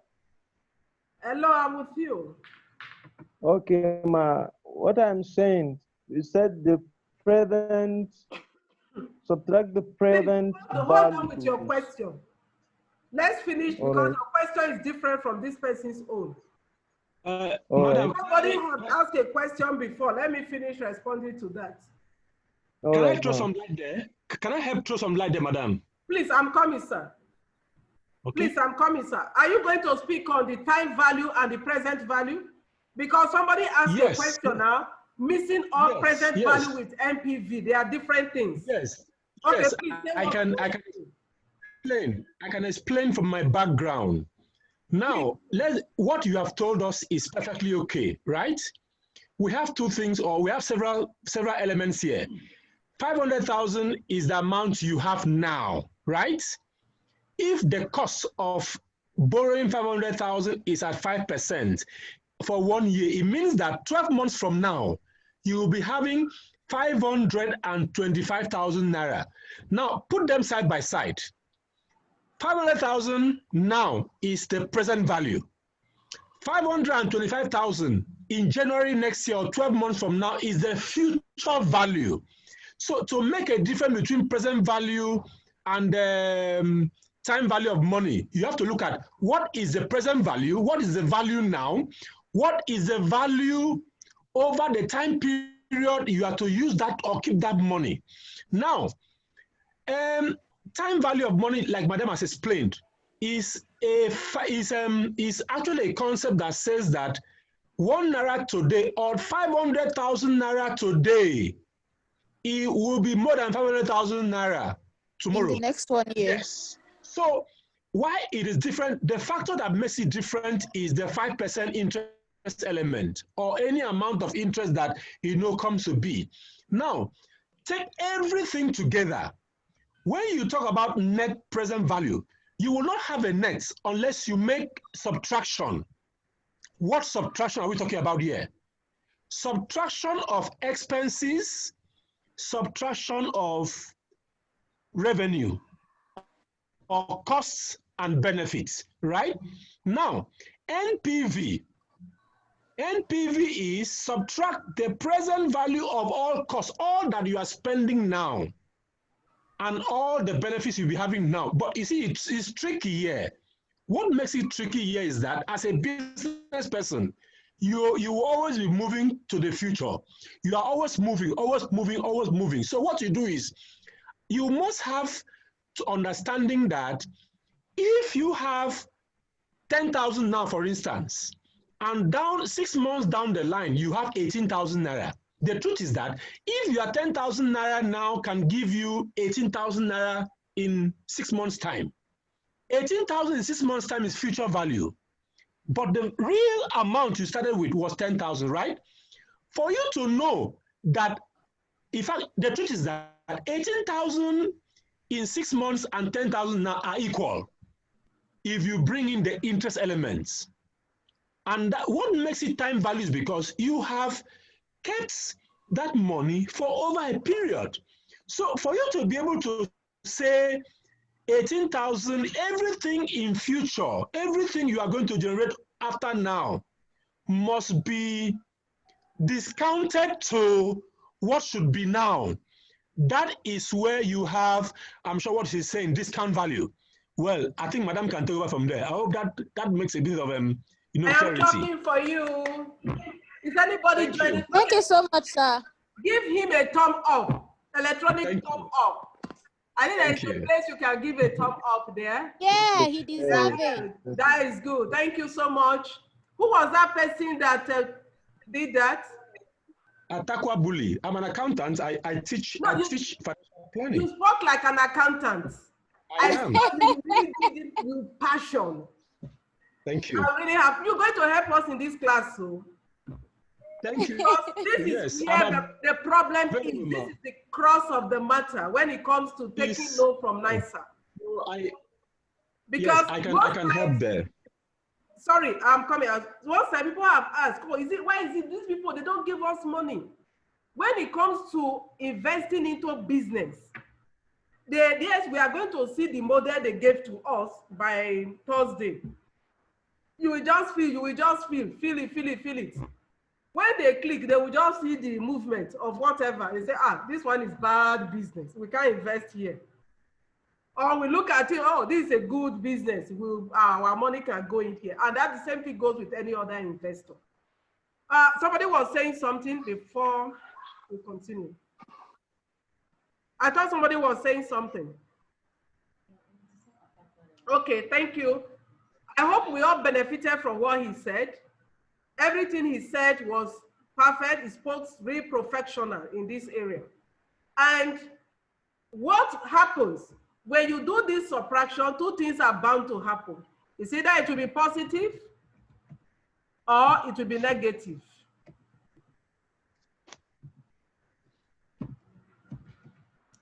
If it is positive, you jump up, you clap, there is progress. If it is negative, you have to just squeeze your face. So in this case, when it is positive, it means you can invest on that particular product, project that you are working on. And if it turns out negative, you have to rethink.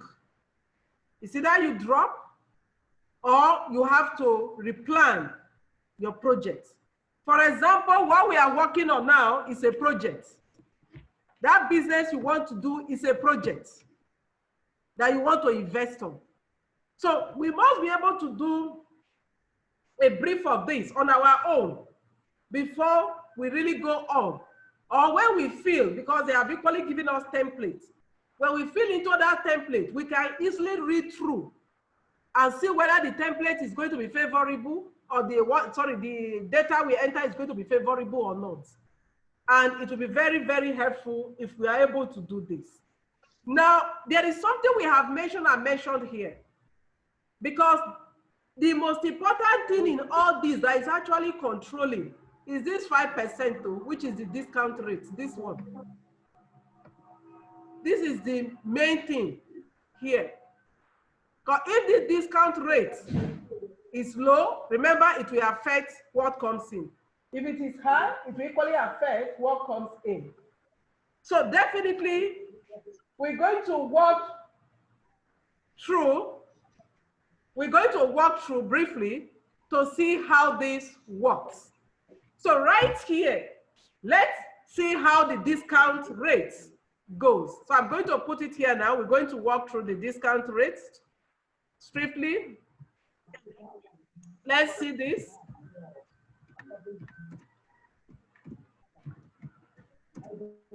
This is a critical part, the critical element that determines the present value that you're going to have.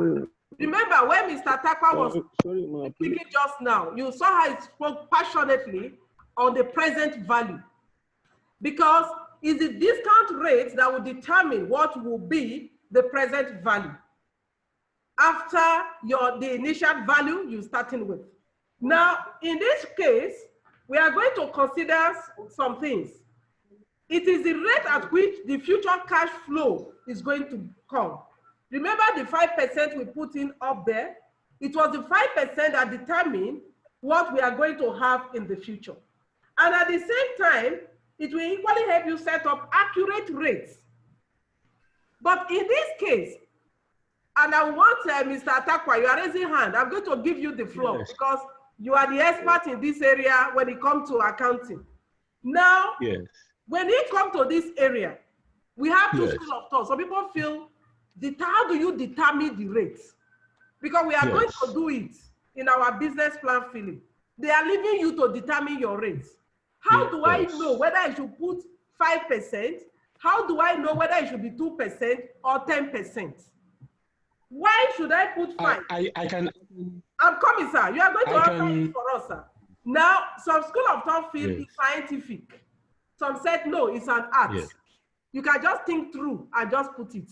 So, Mr. Atakwa, is it scientific, an art, or both? The floor is for you.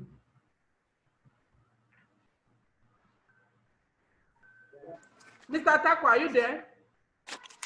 Unmute yourself. You are still muted. Please, I was interrupted by a call, but let me say this, madam. Are you hearing me? Very well.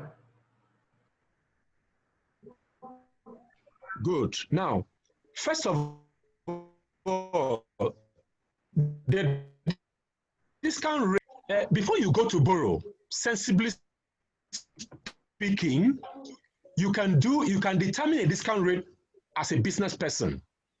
You could determine you can determine a discount rate as a business person. How do I mean? And that way it will be scientific. We call it internal rate of return. Maybe we'll have a session on that, but it's a little tricky. But let me just come to this point, madam, to make it simple for everybody. How can you solve this problem? How can you solve this calculation with ease? This is how we go. Maybe madam should display it on the platform. 500, let's use 500,000. Maybe that will make some sense to everybody.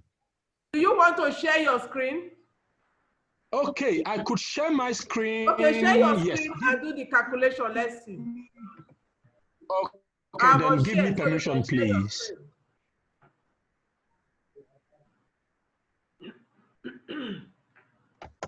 Okay.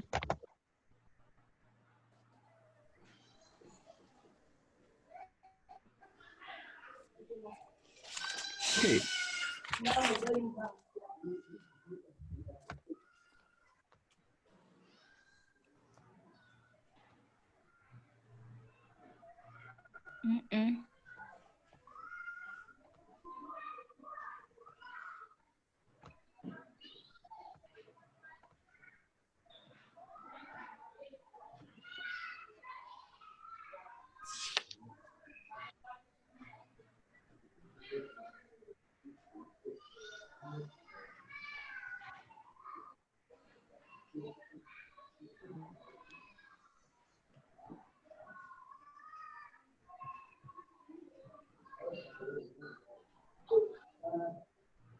I don't understand how that is. I will explain. Just hold on. Just to take us through bit by bit, small.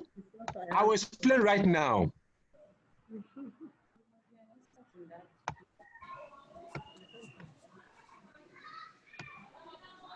Just to make it simple,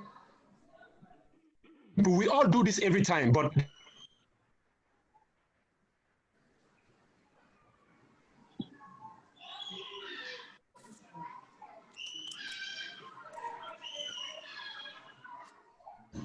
please, I will explain for you now.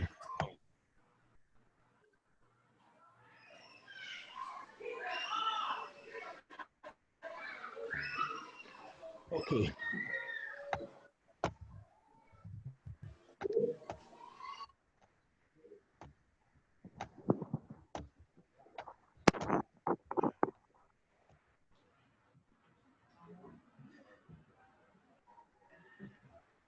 Okay, what we have before us here is what we do it in secondary school, but it's very simple. Please just keep a focus here.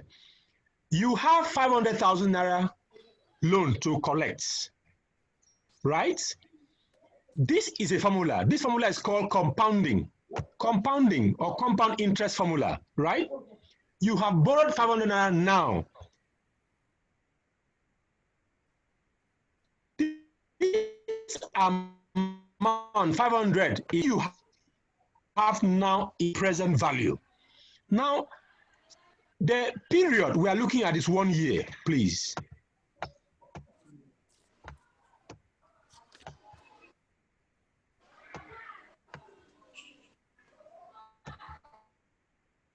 So now this is one. This is number one, as in one, number one, plus R. The R here is the rate of interest that somebody gives you. So nobody cheats you.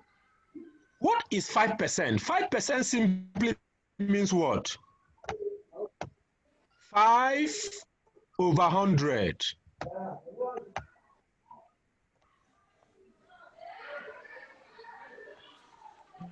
Which is 0.05. Let's put this into this formula. If 5% is 5/100, it means it is 0.05, right? 500,000.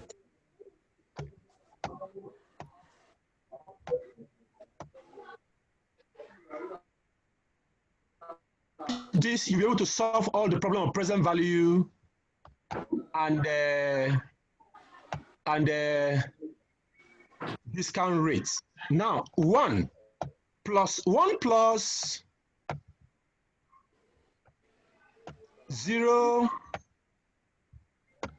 0.05. Yes, 0.5.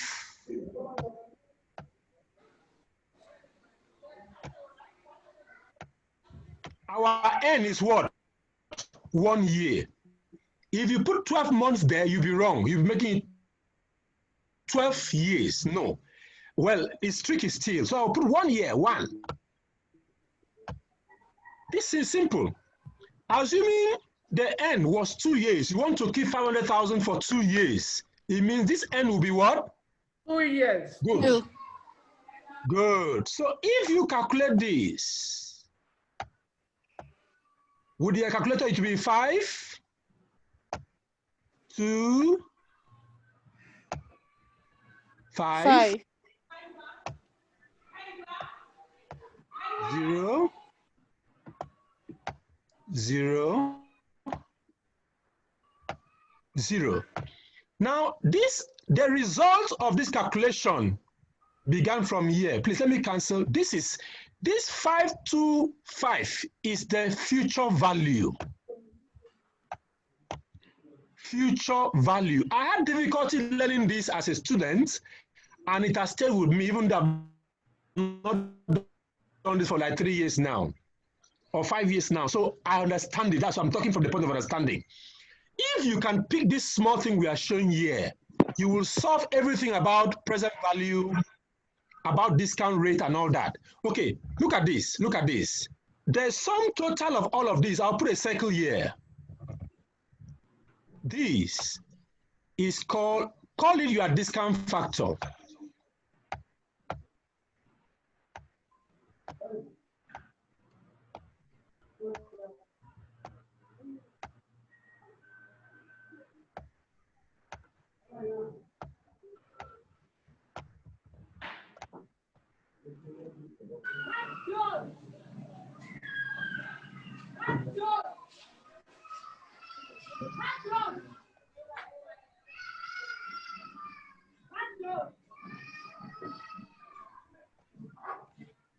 Now, if everybody uses this formula, you will get it right every time, every time, every time.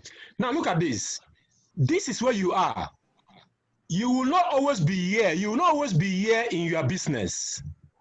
You will always be here in your business. Isn't that so? Yes. Yes. Every time you are in business and you have 500,000, you will be projecting to make how much? 500. Future values.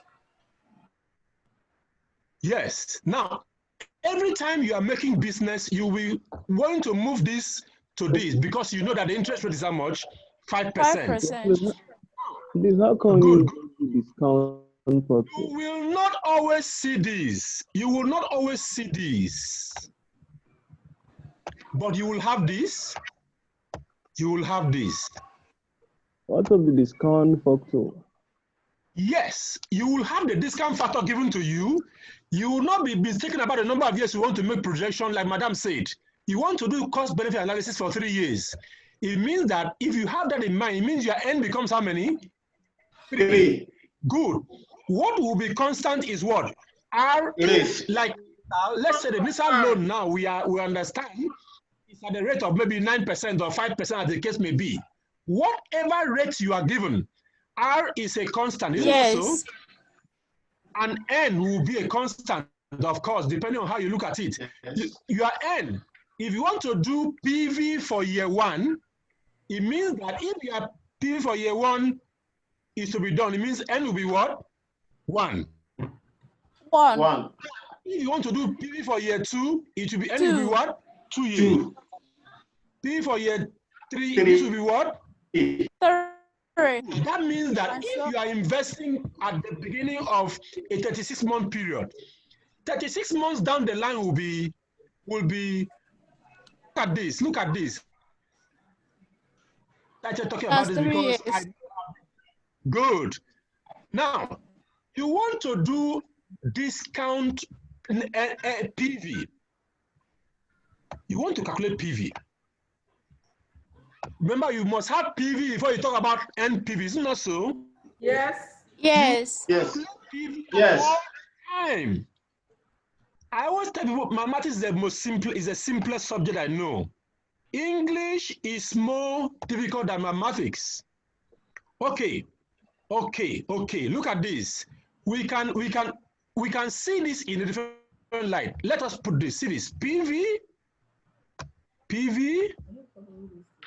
into 1 plus Rate. R rate brackets N is equals to what? Is equals to what? FV. Good. If you have this formula at the back of your mind, you will solve every time the calculation of PV. If somebody calculates PV for you and is wrong, you catch the person. Look at this. If you want to make this the subject of the formula, what do? You divide this side by what? 1 plus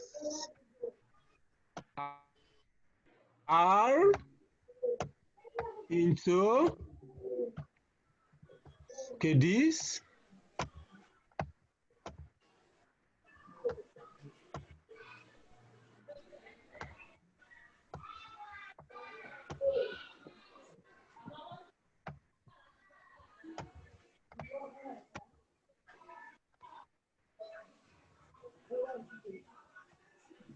Okay, what am I trying to do here? It's a very simple thing. Don't be confused. I want PV to be alone, isn't that so? I want to cancel this. And I cancel this. Have you seen it? If I want PV to be alone, I want to cancel what? 1 plus R in bracket all raised to power what? And isn't that so? Yes. When I do this, what is the result? The result is what? F what? PV equals to FV. All over 1 plus R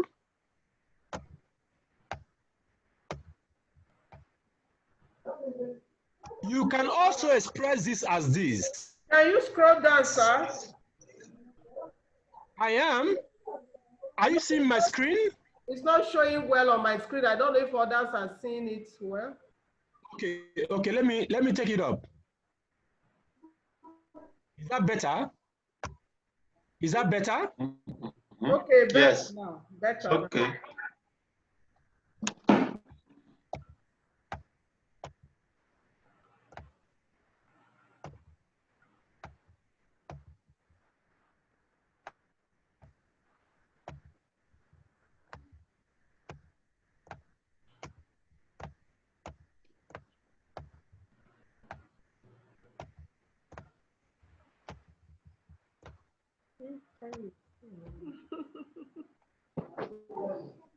Yeah, that is the last thing I wanted to do.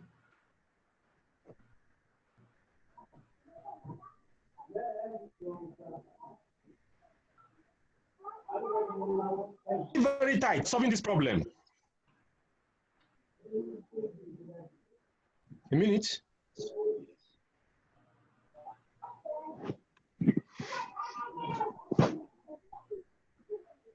Just a minute, please. Okay. Now look at this. You are here. And this is what you want to know. You want to know, you are here, you don't know the present value of an amount, and you are given how much? 500. The end of 1 year, you have 525. Yes, 525,000. Is your future value, isn't that so? Yes. Anything that is future value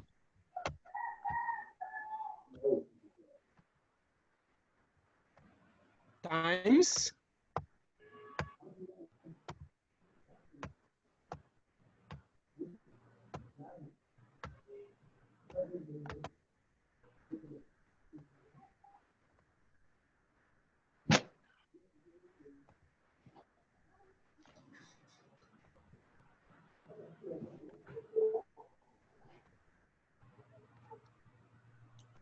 can calculate for us? 1 divided by 1 point.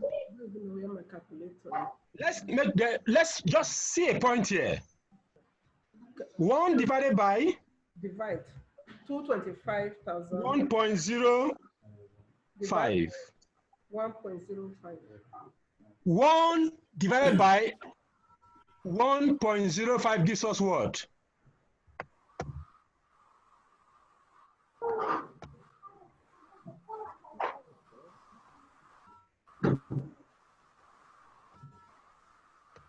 $0.96. A minute? 0.96. No, make it to a 4-figure table so that you don't make error. Times to 4 decimal places, 0.66. 0.96. 66. 0.95. 67. No. Okay, maybe I made a mistake. Let me 1 divided by 1.05. Hello, sir. Yes. You know, many of us will be using calculator. Yes. So, I'm just showing that. 1.1 over 1.05. If you divide that, let me see what we give to us. This was minus 1. 0.95. 0.95. 0.95. 95. Yes. 23. Is that what you have? Yes. Yes. Is that what you have? Yes. 0.9523. Okay, 0.95. Yeah, 0.9. Okay, can we calculate that? How much does it amount to? 0.95. Good. 0.95 amounts to what? So this is not clear. 0.95 times 525 is what? 0.9. 500,000. Okay. So look at this. Once you know, good. Once you know your rates, are we there? We are with you. Once you know your rates, once you know your rates, you know what your N is, your time period. Assuming this 525 was an amount you are to get in 2 years' time, your one will become what year? 2. Good. So that you will now remember this is very important now. Everything under 1 year or by everything 1 year will be calculated by what? Multiplied by 0.95. Every expense and every cost item that you are going to have at the end of 1 year, you will multiply that amount by 0.95 to have the present value. Are we there? Yes. Good.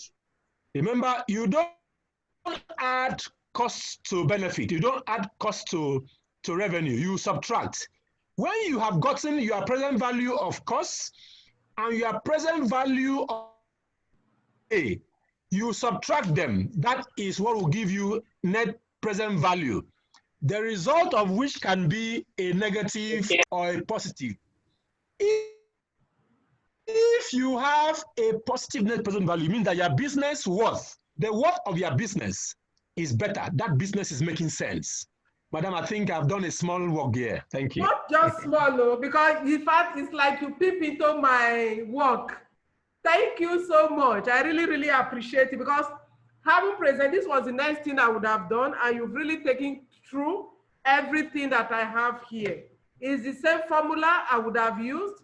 Everything is the same, and it's really done a really, really wonderful work. And I'm so happy because this is the cross of the matter when it comes to loan application. Haven't know the other part. This is the real thing. And I would really want all of us, please, when we get back home, let's work on this because we are going to feel it. We are going to use it. Mr. Takwa, I really, really appreciate you for this. And we are going to use more of you because our focus for this EGI, that anybody that comes through here, you must get that loan. And many people, they miss it out when it comes to filling all this area. They don't know how to calculate it. And you did see that some people will say, oh, I've given my business plan to somebody to write for me.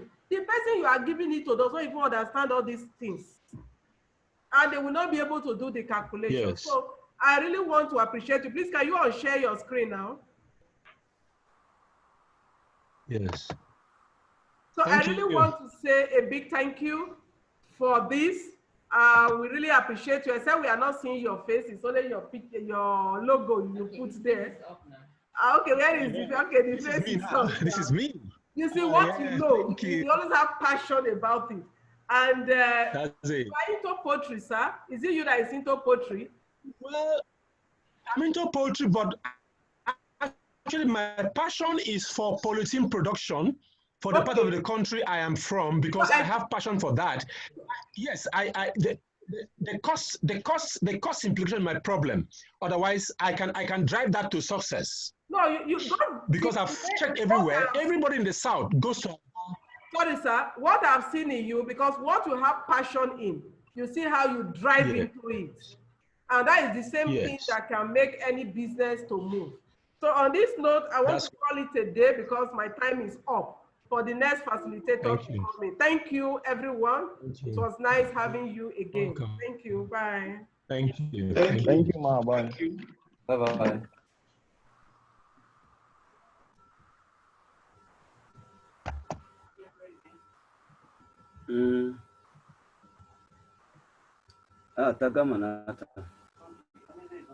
Sanusa, yeah, yo.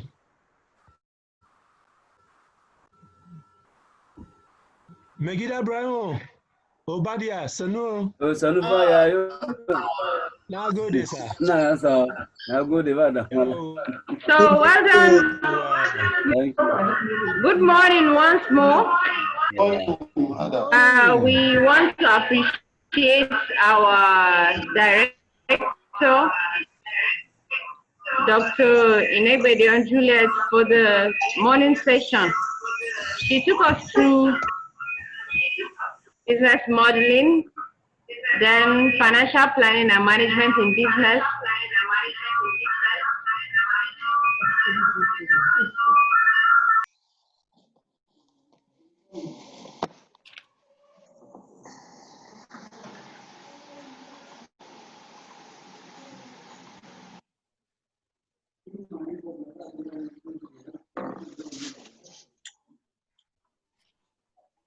Just let's be patient. They are coming back.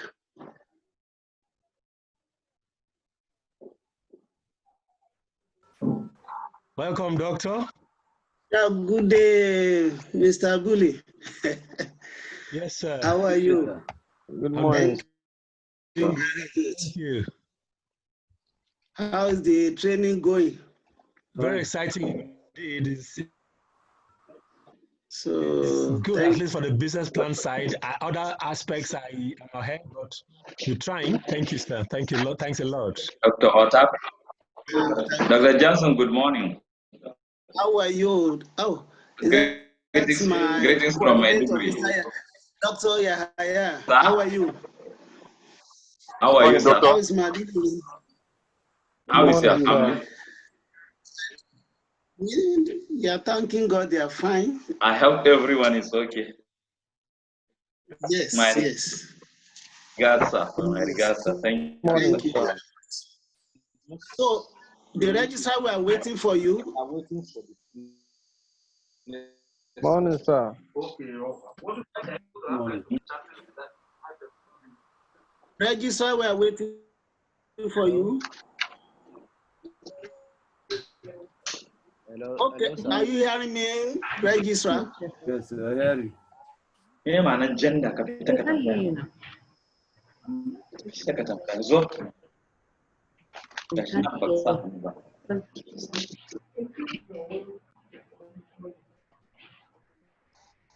Okay, I want to say good morning to you all. If you are hearing me, can you wave your hand? Yes, Can you wave your hand at me if you are hearing me? Morning. I can hear you. Okay, thank very much, Mr. Yakubu and Mrs. Osigo. How are you? We're all fine. Thank you. So as we are still waiting for the secretariat to come on board, so as for them to introduce the next paper. Already on board, sir. Then we are still waiting for you. What, sir? I've already introduced you. We not hear you. You are off. We've already done the introduction. Okay. You are off. That is why we thought good morning, we were going to give any more. Morning. Good morning once more. I didn't know you could not hear me. Our next topic is going to be presented by Dr. Johnson Okwate, who is also our North. So he'll be taking us through the second or the third topic for today, which is marketing your business. Thank you so much. Thank you very much. Thank you very much, my registrar. I want to appreciate all our participants for their attentiveness and enthusiasm. Please unmute yourself. We don't want to hear any background voice from your end. And I also want to thank my director for the last paper. It was very, very exciting. And for our participant that also added value to that particular discussion. So that is just our aim, to make everybody to be involved in this particular training. So this morning, as we continue, our job together is very, very, very small within this next 1 hour. So we want to look at an essential part of your business, that is marketing your business. And in looking at this broad title, we are looking at only 2 areas. We are looking at your business branding, and we will also want to discuss the accessibility of your business to the available market. It is one thing for you to have a business aiming at coming out with a product or giving out a service to solve a problem in the society. But it is another thing to have a market, which is the end place where you are going to distribute your services and your products. So, and without getting your product or service to the desired market or available market, then your products will continue to be there in your store or your warehouses without distribution to the consumers. But there is one thing. For your product and services to get to the market, there are some things you need to have at the back of your mind. How you are going to present this particular product, how you are going to make this product very, very attractive, how you are going to make the product very, very acceptable, and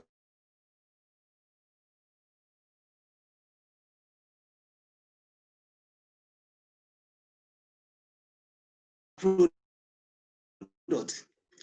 An essential part of the place where your product or service will be in the marketplace is actually depending on the branding that you are giving to your business and to your products. So we now want to look at not only products as part of the business, but the whole of the business. How are you going to package this particular business so that when you get to the market, they will not look for any other thing, but they will look at your service and the product of your business. So my job is very easy.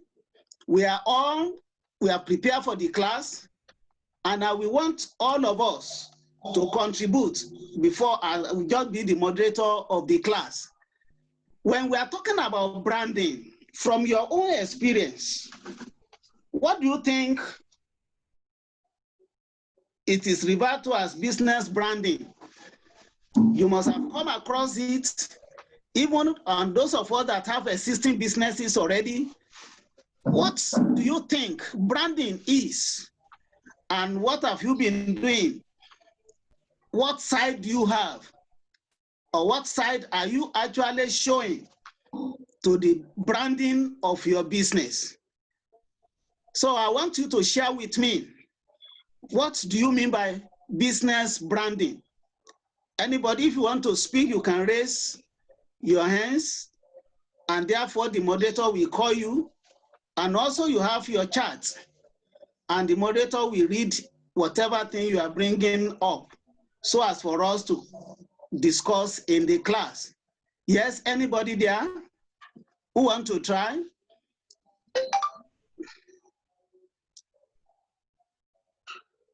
Our moderator, are you there?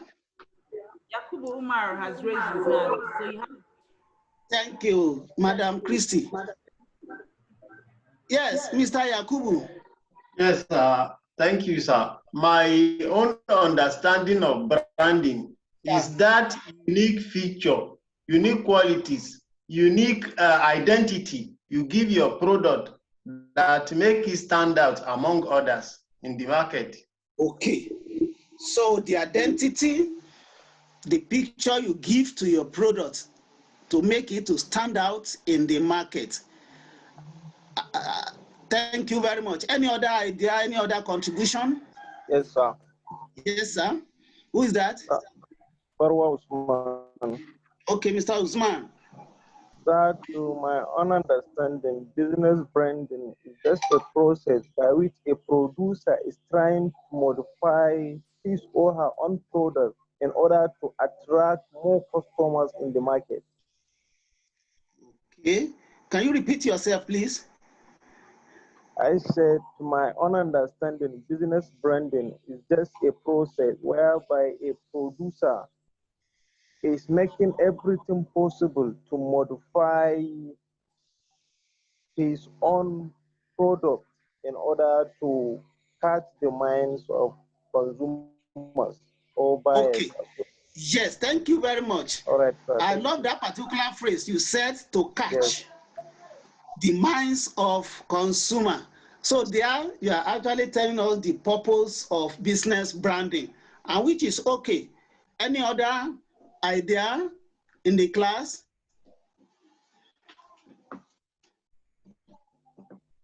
Any other person there? No, sir, there's no raised hand. Okay. What about Mrs. Osigbo? Are you there? Mrs. Osigbo? It's all right. So based on these particular two responses, when we are talking about business branding, as Mr. Umara said, you are actually bringing out a symbol. You are trying to create a name for your business so that your business will stand out, or the product of your business will stand out in the market. So business branding is that particular process when you create special names, you create special jingles, you create special symbols or design to make your business to have a unique identity. This identity must be able to differentiate your product from other similar products that is in the market. So here now we are talking about having unique identity or promise. When you are branding, somebody should be able to contact your branding and be able to come out with what is this particular business promising the populace? What is this particular business going to add? What value is this business is going to add? Your branding can also show the business focus. What is the focus that this business is going into? Your business also show your identity, that wherever that particular caption comes, they will never think of any other company or any other business. They will think about you. And you as a businessman or entrepreneur, you will always want to dominate the market. That should be your aim. Because you are not the only one that is coming out with that particular product. But your mind should be that when somebody gets to the market, among similar products that are in the market, it is your own that they are going to look for. And when you look around us, we have various types of brandings and brands of businesses all around. And because of this brand, you will always look for them. So we need also to know that in branding, there are different types of branding. You can use a logo for your business. You create a logo, and that logo is unique for you.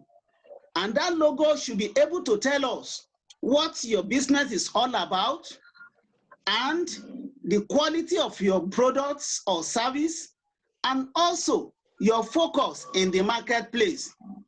Your business brand may also involve showing us the strategies that your business is operating on to be able to come out with these products. Some people, when you get to the market, they are not going to look at the product. They want to know what are the process, what are the strategies you have been you took to come up with the product.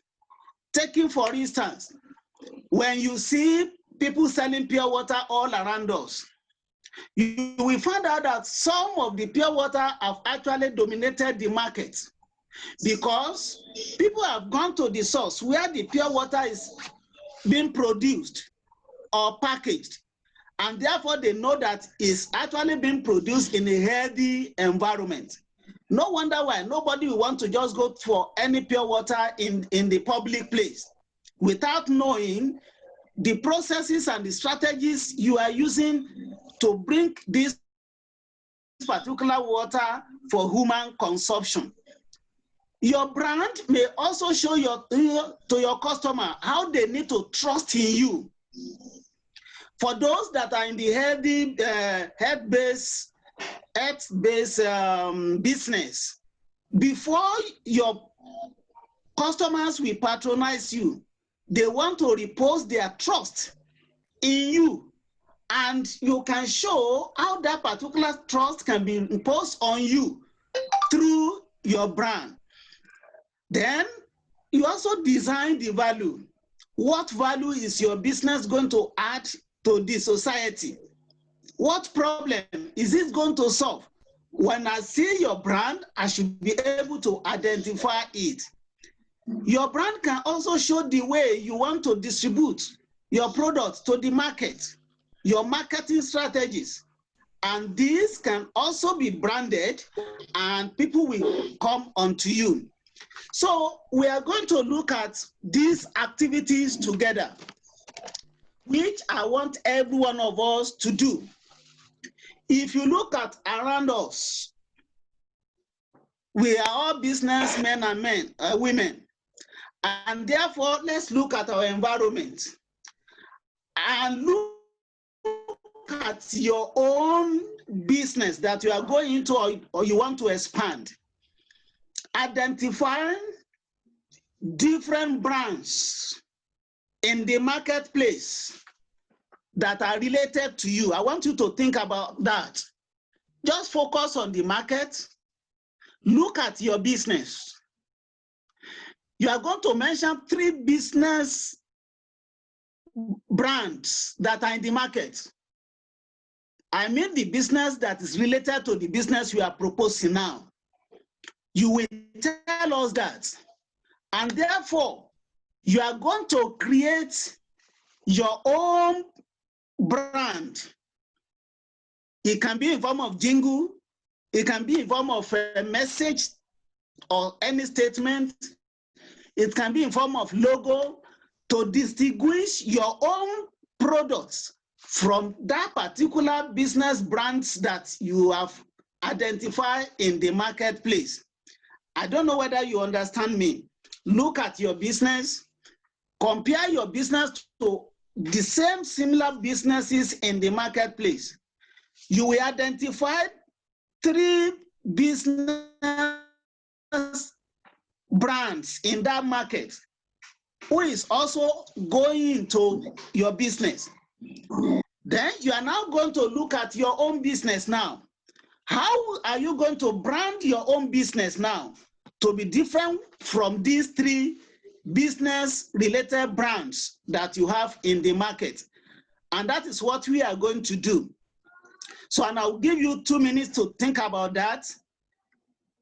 If your business is in agro, do you have an existing agro ventures investment and business? Have you thought about the kind of brand they are using? If your own is in ICT, look at ICT businesses that are all around you. Can you identify any different 3 brands of those ICT ventures? If your own is in the poultry or fish farming, do you have any other businesses, related businesses that have branded their own poultry farm that you know? Then identify them. Then you are now going to create your own brand. And this, your own brand, should be different from their own. At least you'll be able to get at least 1 or 2 to compare your brand with. So I give you 2 minutes to do that. And therefore, when you are finished, you can raise your hands, and therefore we'll call you and you will explain those different brands that you know that is related to your business. And also, you now suggest how you want to brand your own business to be different from those ones. That is our assignment now, and which we are going to do. So if you are ready, you can share with us, or I will call you, because everybody must be involved in this. You cannot run away from it, because you are getting loan, and your loan should be able to give back what you are investing. And if your business is not having the rightful stand in the marketplace, there's no way you can actually get to where you intended. Is there anybody there? Please, I want the moderator to be active and let us hear from them. There's no raising of hand yet. And no chat. Maybe they are still thinking. Unless you want us to call their names. Yes, if you find any of the names, you can call, so that they will tell us their business, the businesses they are going into, and therefore they will now look at the markets.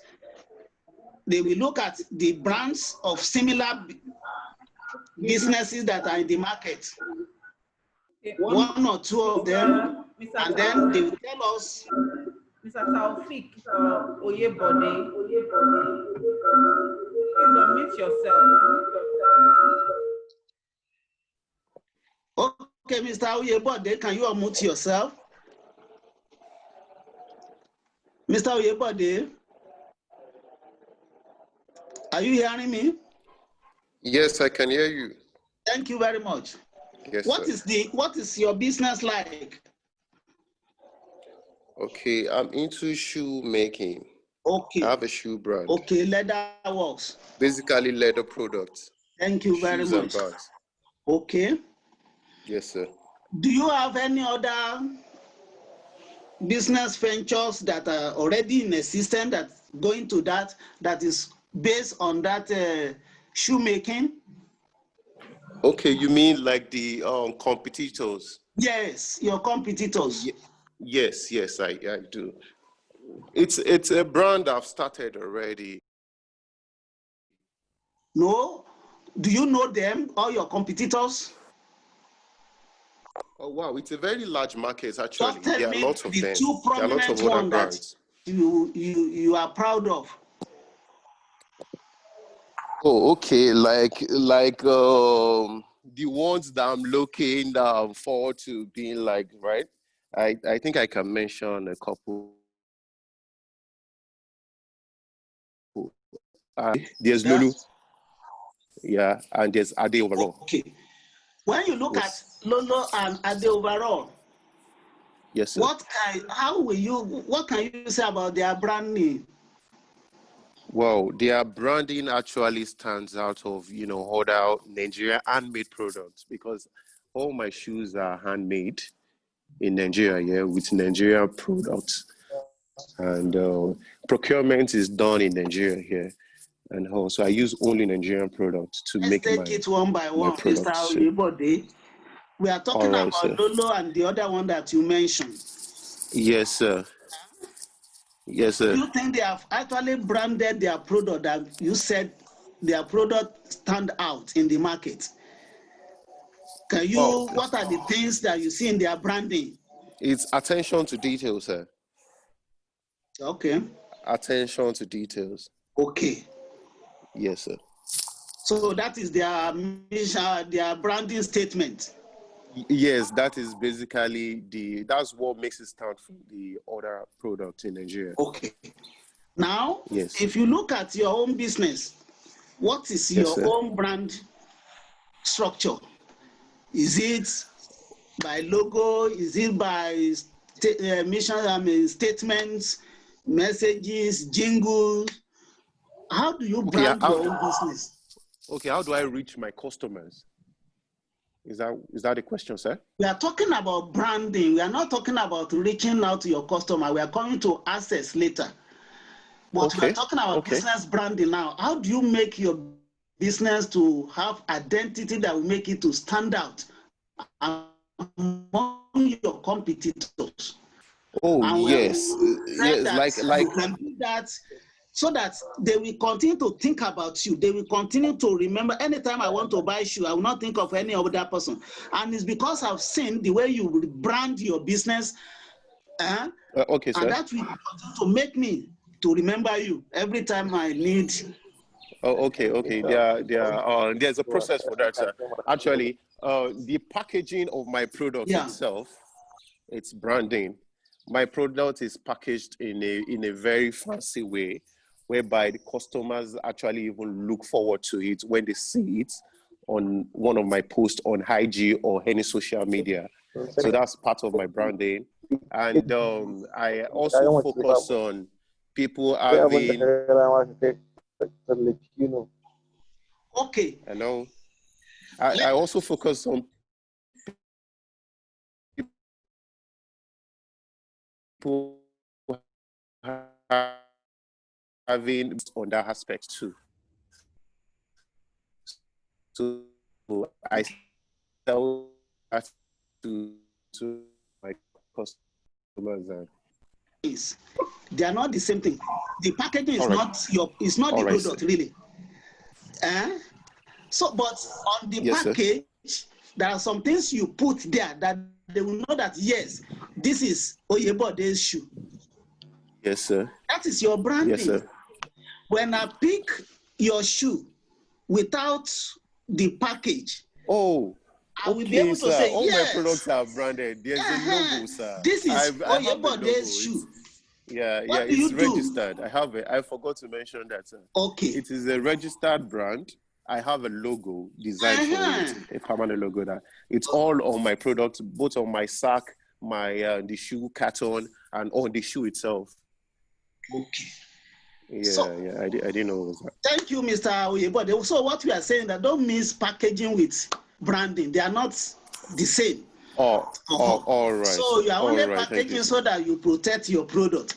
But that product, when I see it, is there anything that will register in my mind that this belongs to you, but you have told us that exactly. you put logo and you register the logo as your trademark.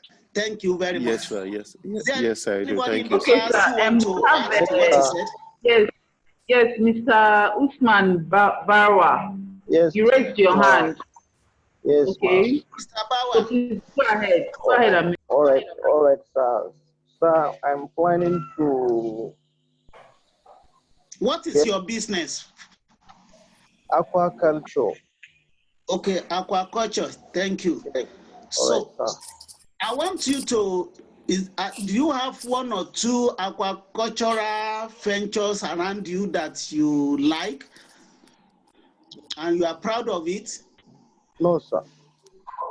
So you are the first to go into aquaculture in your environment? Yes, sir.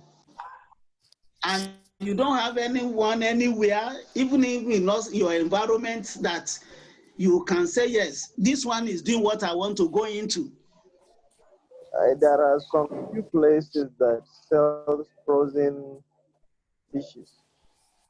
Okay. But the brand. Continue. All right, sir. But the brand that I want to develop into aquaculture, I want to initiate. I'll be giving hand gloves. To my customers. Thank you. And apart from hand gloves, there will be lemon because it will help them wash it very neat. Okay. This your hand glove. What will be on the hand glove that will show that that particular hand glove is from your aquaculture venture? There should be my name written boldly and the logo. Okay, thank you very much. So the name of your business and the logo for the business? Yes, sir. Okay, so it's not just buying hand glove and just be dashing people hand glove without something to show that the hand glove is from the business. So you have a logo, yes, and therefore you have inscribe the name of the business on it, and people will know that it's from you. Thank you very much. Okay. Mr. Bauer, please lower your hand. Mr. Bauer, please lower your hand. Yeah, thank you. Thank you. So, as I told us from the explanation of two of us here now, we can see that you can brand your business with your logo. You create a unique logo for yourself. You can brand with your identity of the type of the business that you are going on. And we can see that you can use any means to do that. You can have souvenirs, and therefore you inscribe the name of your business, you inscribe the name of your business and the logo on the souvenir. But on your product, you must be able to do something that we register to the heart of your customers that particular product.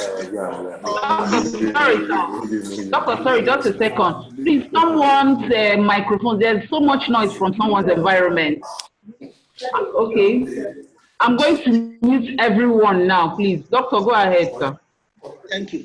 So I want you to look at your screen.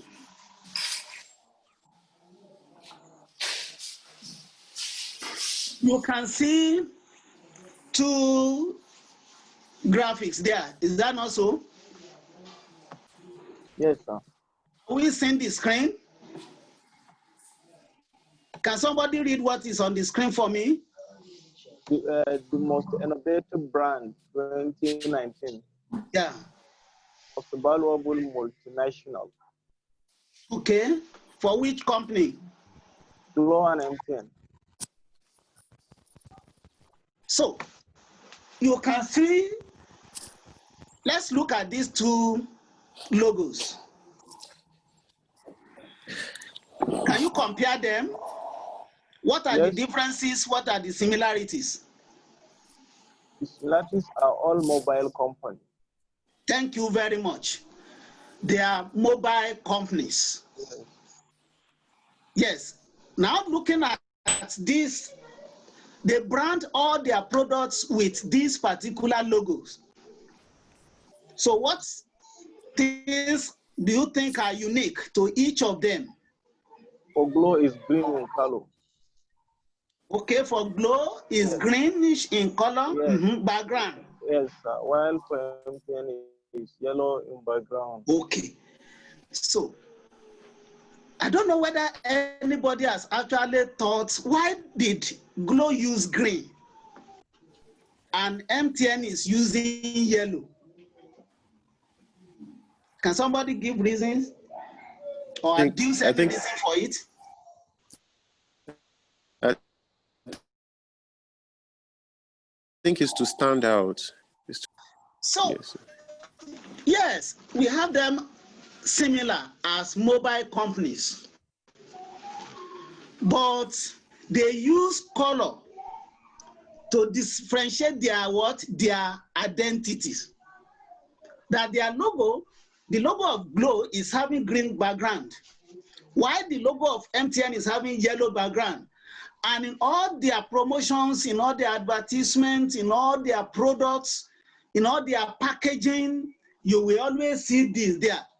And immediately you see it, even before you even read what is there, you know that, oh, this looks like Glow product. Oh, this looks like MTN product. So that is what we are saying, that every business must be branded so that there will be difference between you and your competitors. If you look at this, we also have another two things here. You can see for Dangote and also a public body, that is Standard Organization of Nigeria. Yes. So anywhere you see this particular logo for Dangote, on all their products, this is an identifier. And this is making all Dangote products to be unique. I was passing yesterday, I saw a truck belonging to the Dangote Transport, and still the same logo is there. So, and anywhere this particular lorry is actually going, is carrying this particular logo to register the identity of that company. So even in public service, in civil service, and parastatals, each can also come up with their uniqueness, so as for them to stand out among their competitors. For those of us that also in agro business, you can also create something for yourself that will make your business to be unique. Some people are into cassava and also gari processing. You can join the two together. You are not only producing gari, but you even grow the cassava by yourself. And that will give your customer confidence that you don't just go to any market to go and buy rotten cassava to make your gari, and they will have confidence true that yes, we know that this particular gari product will come from a very, very reliable source. So you can use all these kind of things to ensure that your business stand out. Also, you can use jingles. There are some places where you use jingles, and anytime you hear the jingle, what you do is, oh, that is social business, that is social company. So the same way, you can do that. So we can now look at what are some things you need to consider when you want to brand your business, number one, what problem does your business want to solve? We should be able to read it from your brand. What problem is your business want to solve? Then your brand can also show us who are your ideal customers, that is your users. Who are they? Also, in your branding, you can show us your competitors. Though you are not actually selling them or advertising them, but because you want to show a difference between your own products and their own products, you must identify your competitors when you are branding and also know their brand so that you make yourself your own different from their own. Then you can also brand to make your customer to feel proud of you. You can also brand your products so that you have a story behind you. You want to show the historical background.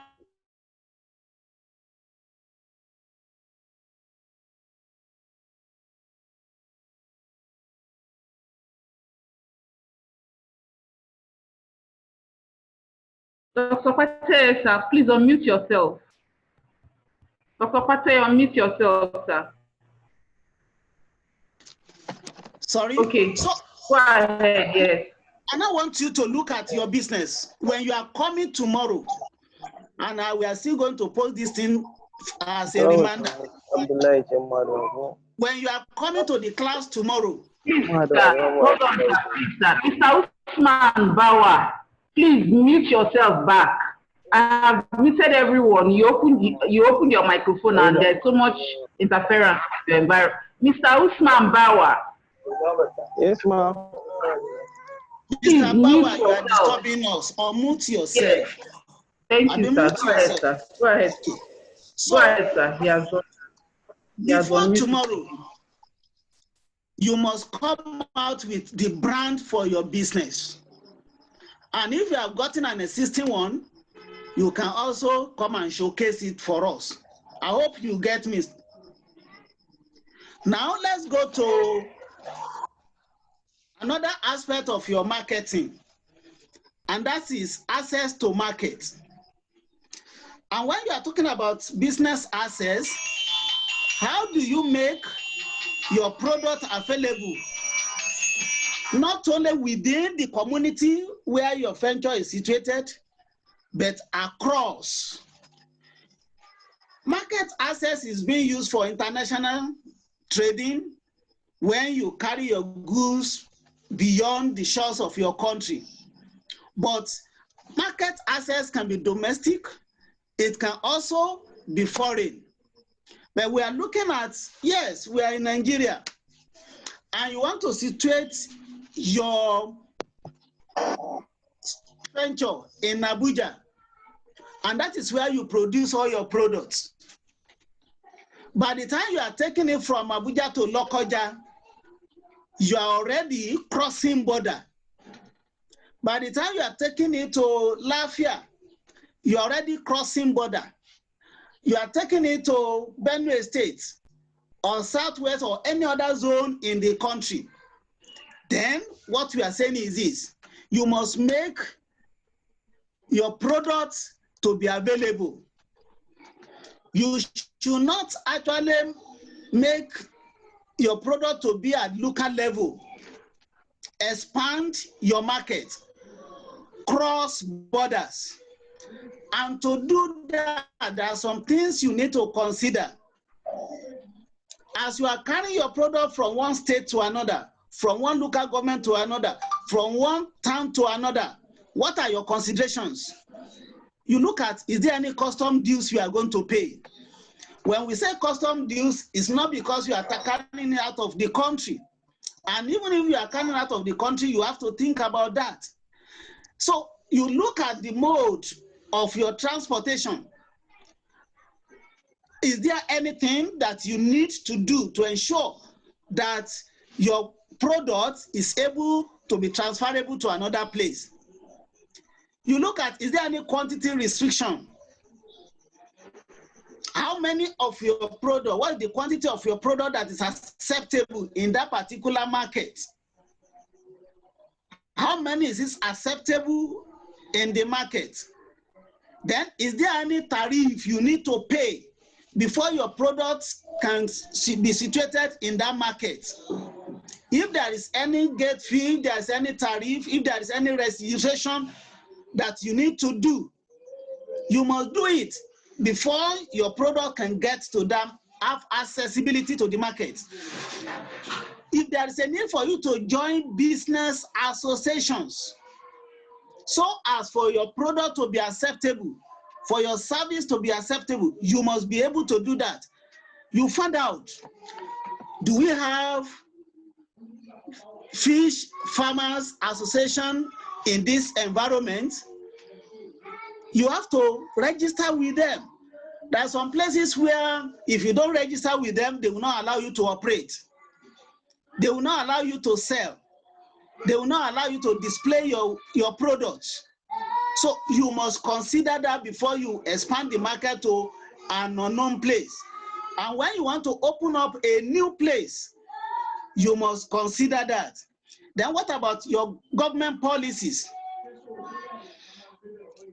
Is the policy of government against that particular product? And what is the policy saying? How to package, how to brand the product before you carry them to that market. Then public agencies. Like if you are carrying agricultural products from one state to the other, at the borders along the ways, you have the quarantine officers. This quarantine officer will stop your vehicle, examine your product to see whether it is a local product that can be transported from one place to another.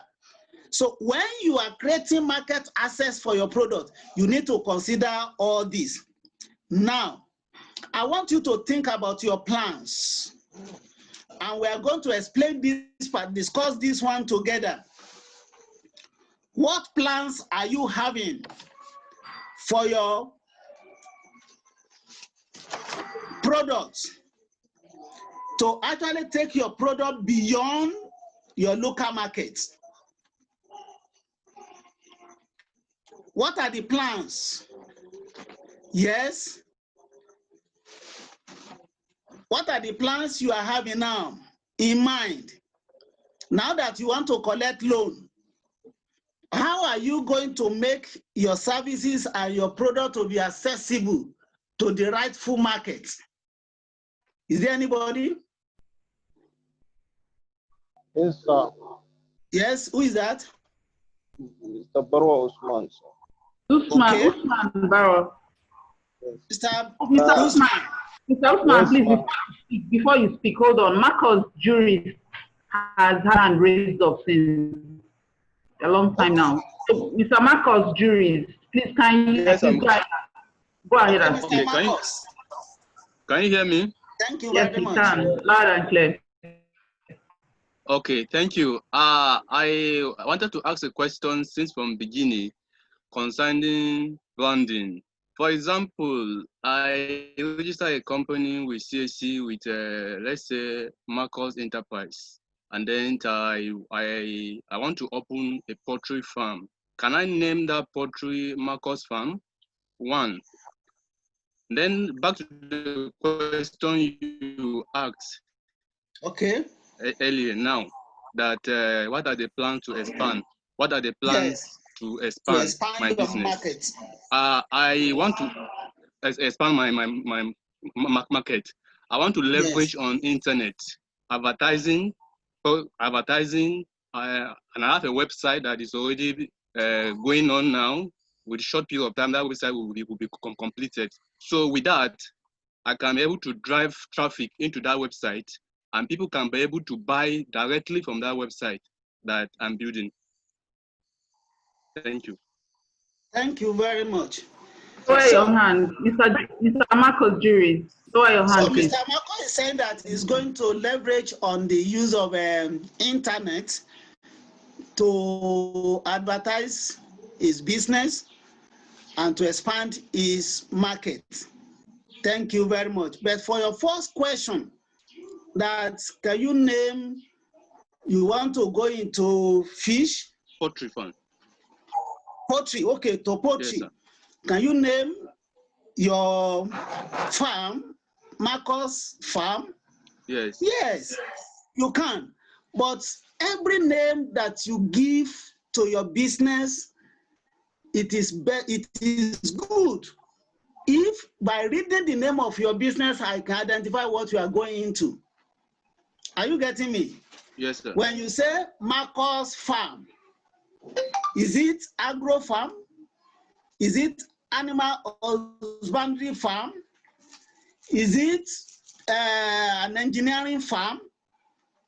No, people will begin to read so many meanings, because not everybody will read what is under whatever name that you give. But by your name, we should be able to see what you are going into. So if you say Marcos Poultry Farms Limited, already I've known that I cannot come to you to be looking for fish. Are you getting me? Yes, sir. Yes, sir. I cannot come for you and say, please, do you have a goat in your farm? Yes, sir. No. So make sure that your customers are able to get the focus of the business. It's good that through the name alone, we should be able to know what you are going into. Don't limit, don't make it so fast and broad that people will be confused as to your focus. So thank you very much. Thank So, you, Mr. Umar, I think somebody wanted to talk before him. Yes, sir. Mr. Umar, he's not here. He's not here again. Okay. So is there anybody there who want to share with us what strategies you are putting in place to expand your market beyond your business? Mr. Takwa. Okay, Usman is back. Yes, okay, Mr. Usman, go ahead and speak. Then after you, Mr. Takwa Bule, mute yourself, your microphone and speak. Mr. Usman, go ahead. One of the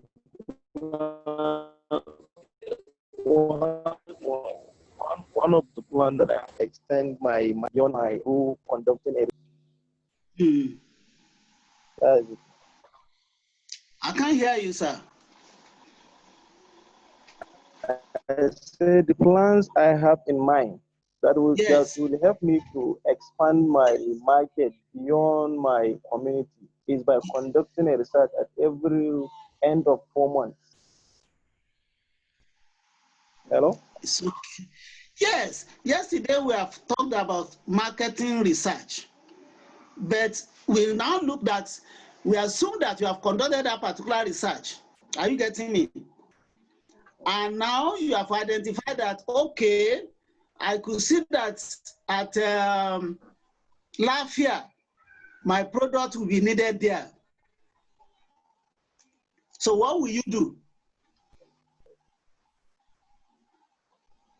What are the things that you will put in place to ensure that you seize the advantage of that market? I will try to get an agent over there. Please share with us. So that I will be taking my product to him. It's okay. So you get an agent where you are going to send your product to? Yes. Okay. Who will be getting your product? Yes, sir. It's okay. What are the challenges you are likely to face in this?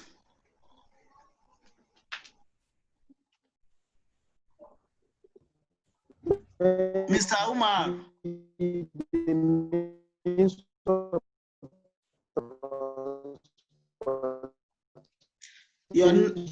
Maybe your transmission is cracking. The means of transport. I said perhaps the means of have the means Okay. Please, let's leave the floor for Mr. Sakwabule.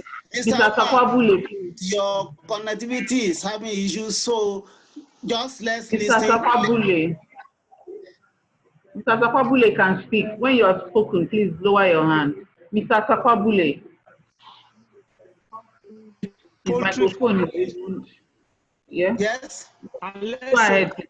Poultry farming is one of the objects. Now, let's say I call my company Atakwa Integrated Services Limited, right? Yeah. And I have poultry. I can call it.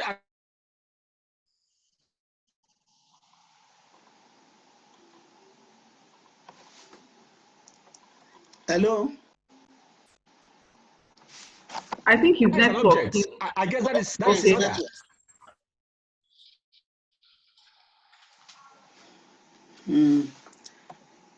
It's okay. Is there anybody in the house want to share your plans to expand your market beyond your business locations? It's Madam Fatima Abdulkadri. Unmute your microphone and speak.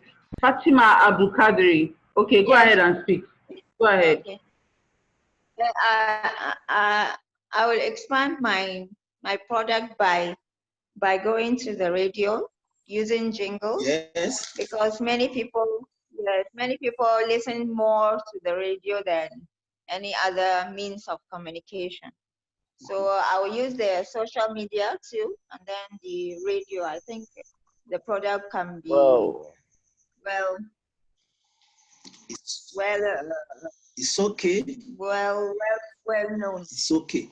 So that is just the means of marketing. So, but when you now have these jingles, I mean, you use radio jingles, yes, they have known you, and therefore through that now, the market is expanded. So how are you going to satisfy everybody in those locations? You know that these locations are outside you, outside your business location. So how are you going to get your products to them so as for them to have the product available? Okay, sir. Somebody, the person that was having network issue, that's Mr. Marcus Juris. He said, okay, I can also expand my market through referrals and word of mouth marketing. It's okay. Yes, that's fine. You can have a referral because, you know, there is something we call a snowball.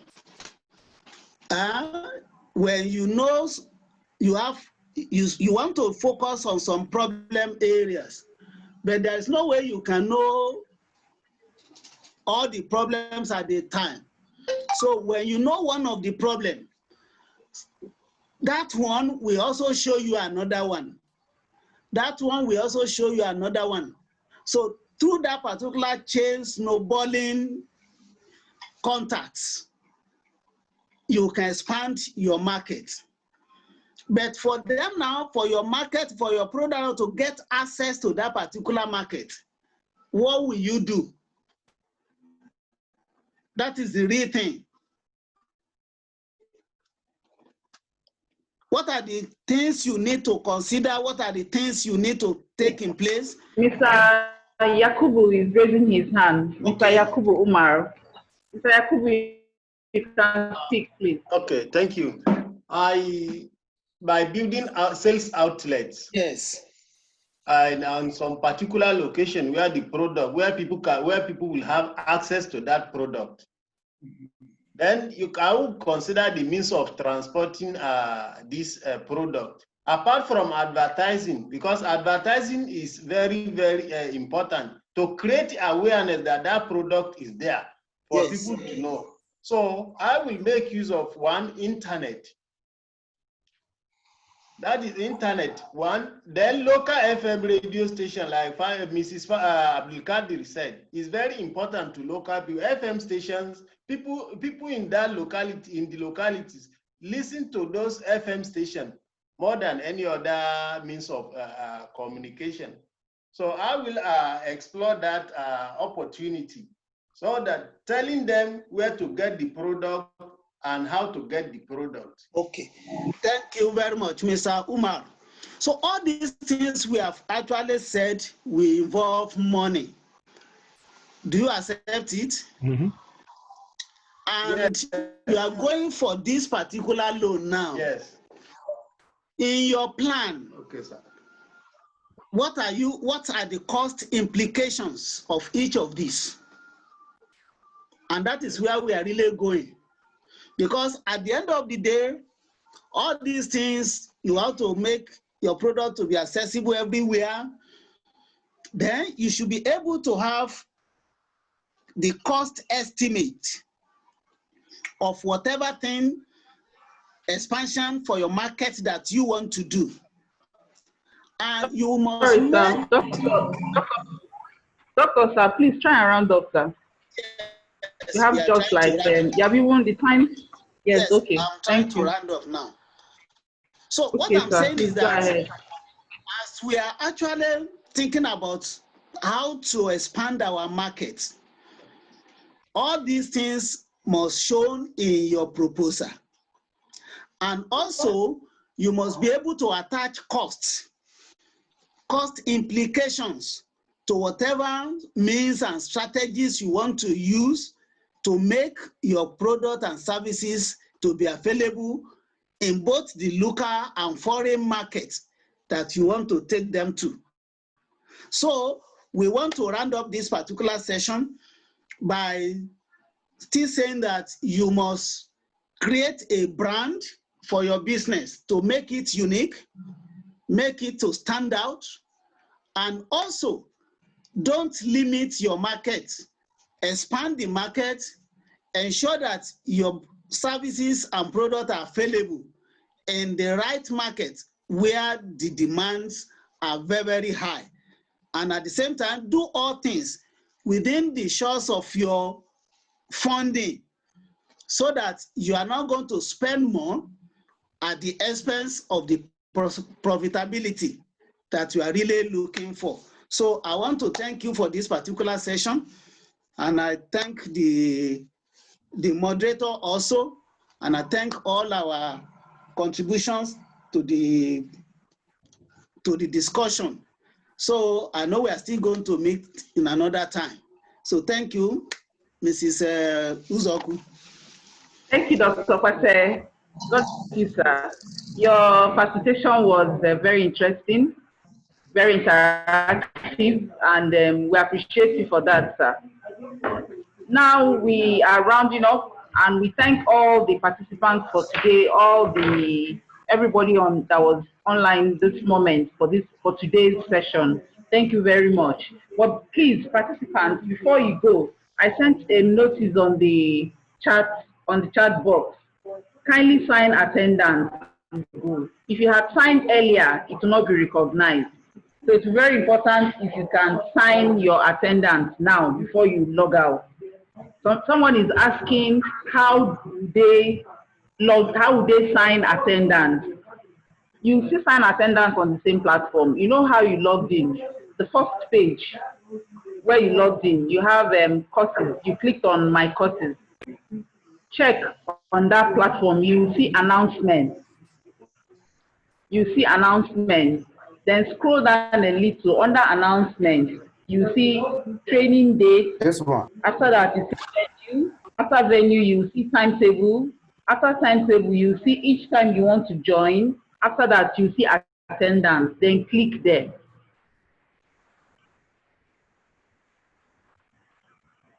Thank you so much. And please try and log in tomorrow for the third facilitation for the training tomorrow. Thank you. Looking forward to seeing you all. Sorry. Bye-bye. Okay, go ahead. Link. Sorry? Hello, ma'am. Yeah, the link is not responding. Attendance. It will. You probably need to log out, or maybe it's your internet. I don't know. You can log out and log in again, or it could be your internet. Either way, just check. Okay. Let me try and log out and log in again. Dr. Olumate, thank you, sir, for being there all the way from Lagos.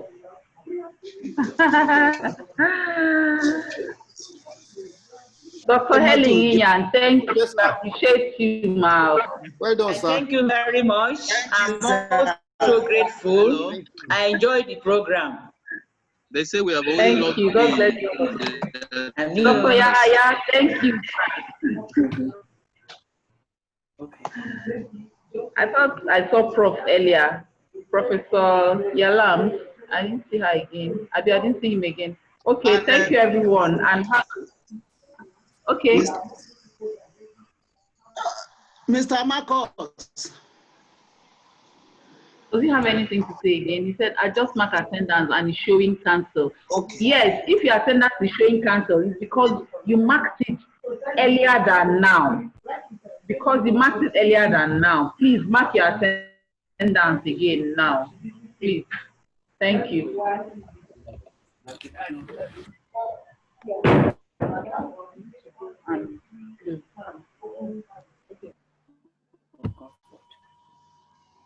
Mary password naka nama. Nata. Mary ne kawai ba. Mary. Comfort. Mutanen nan they are very crafty.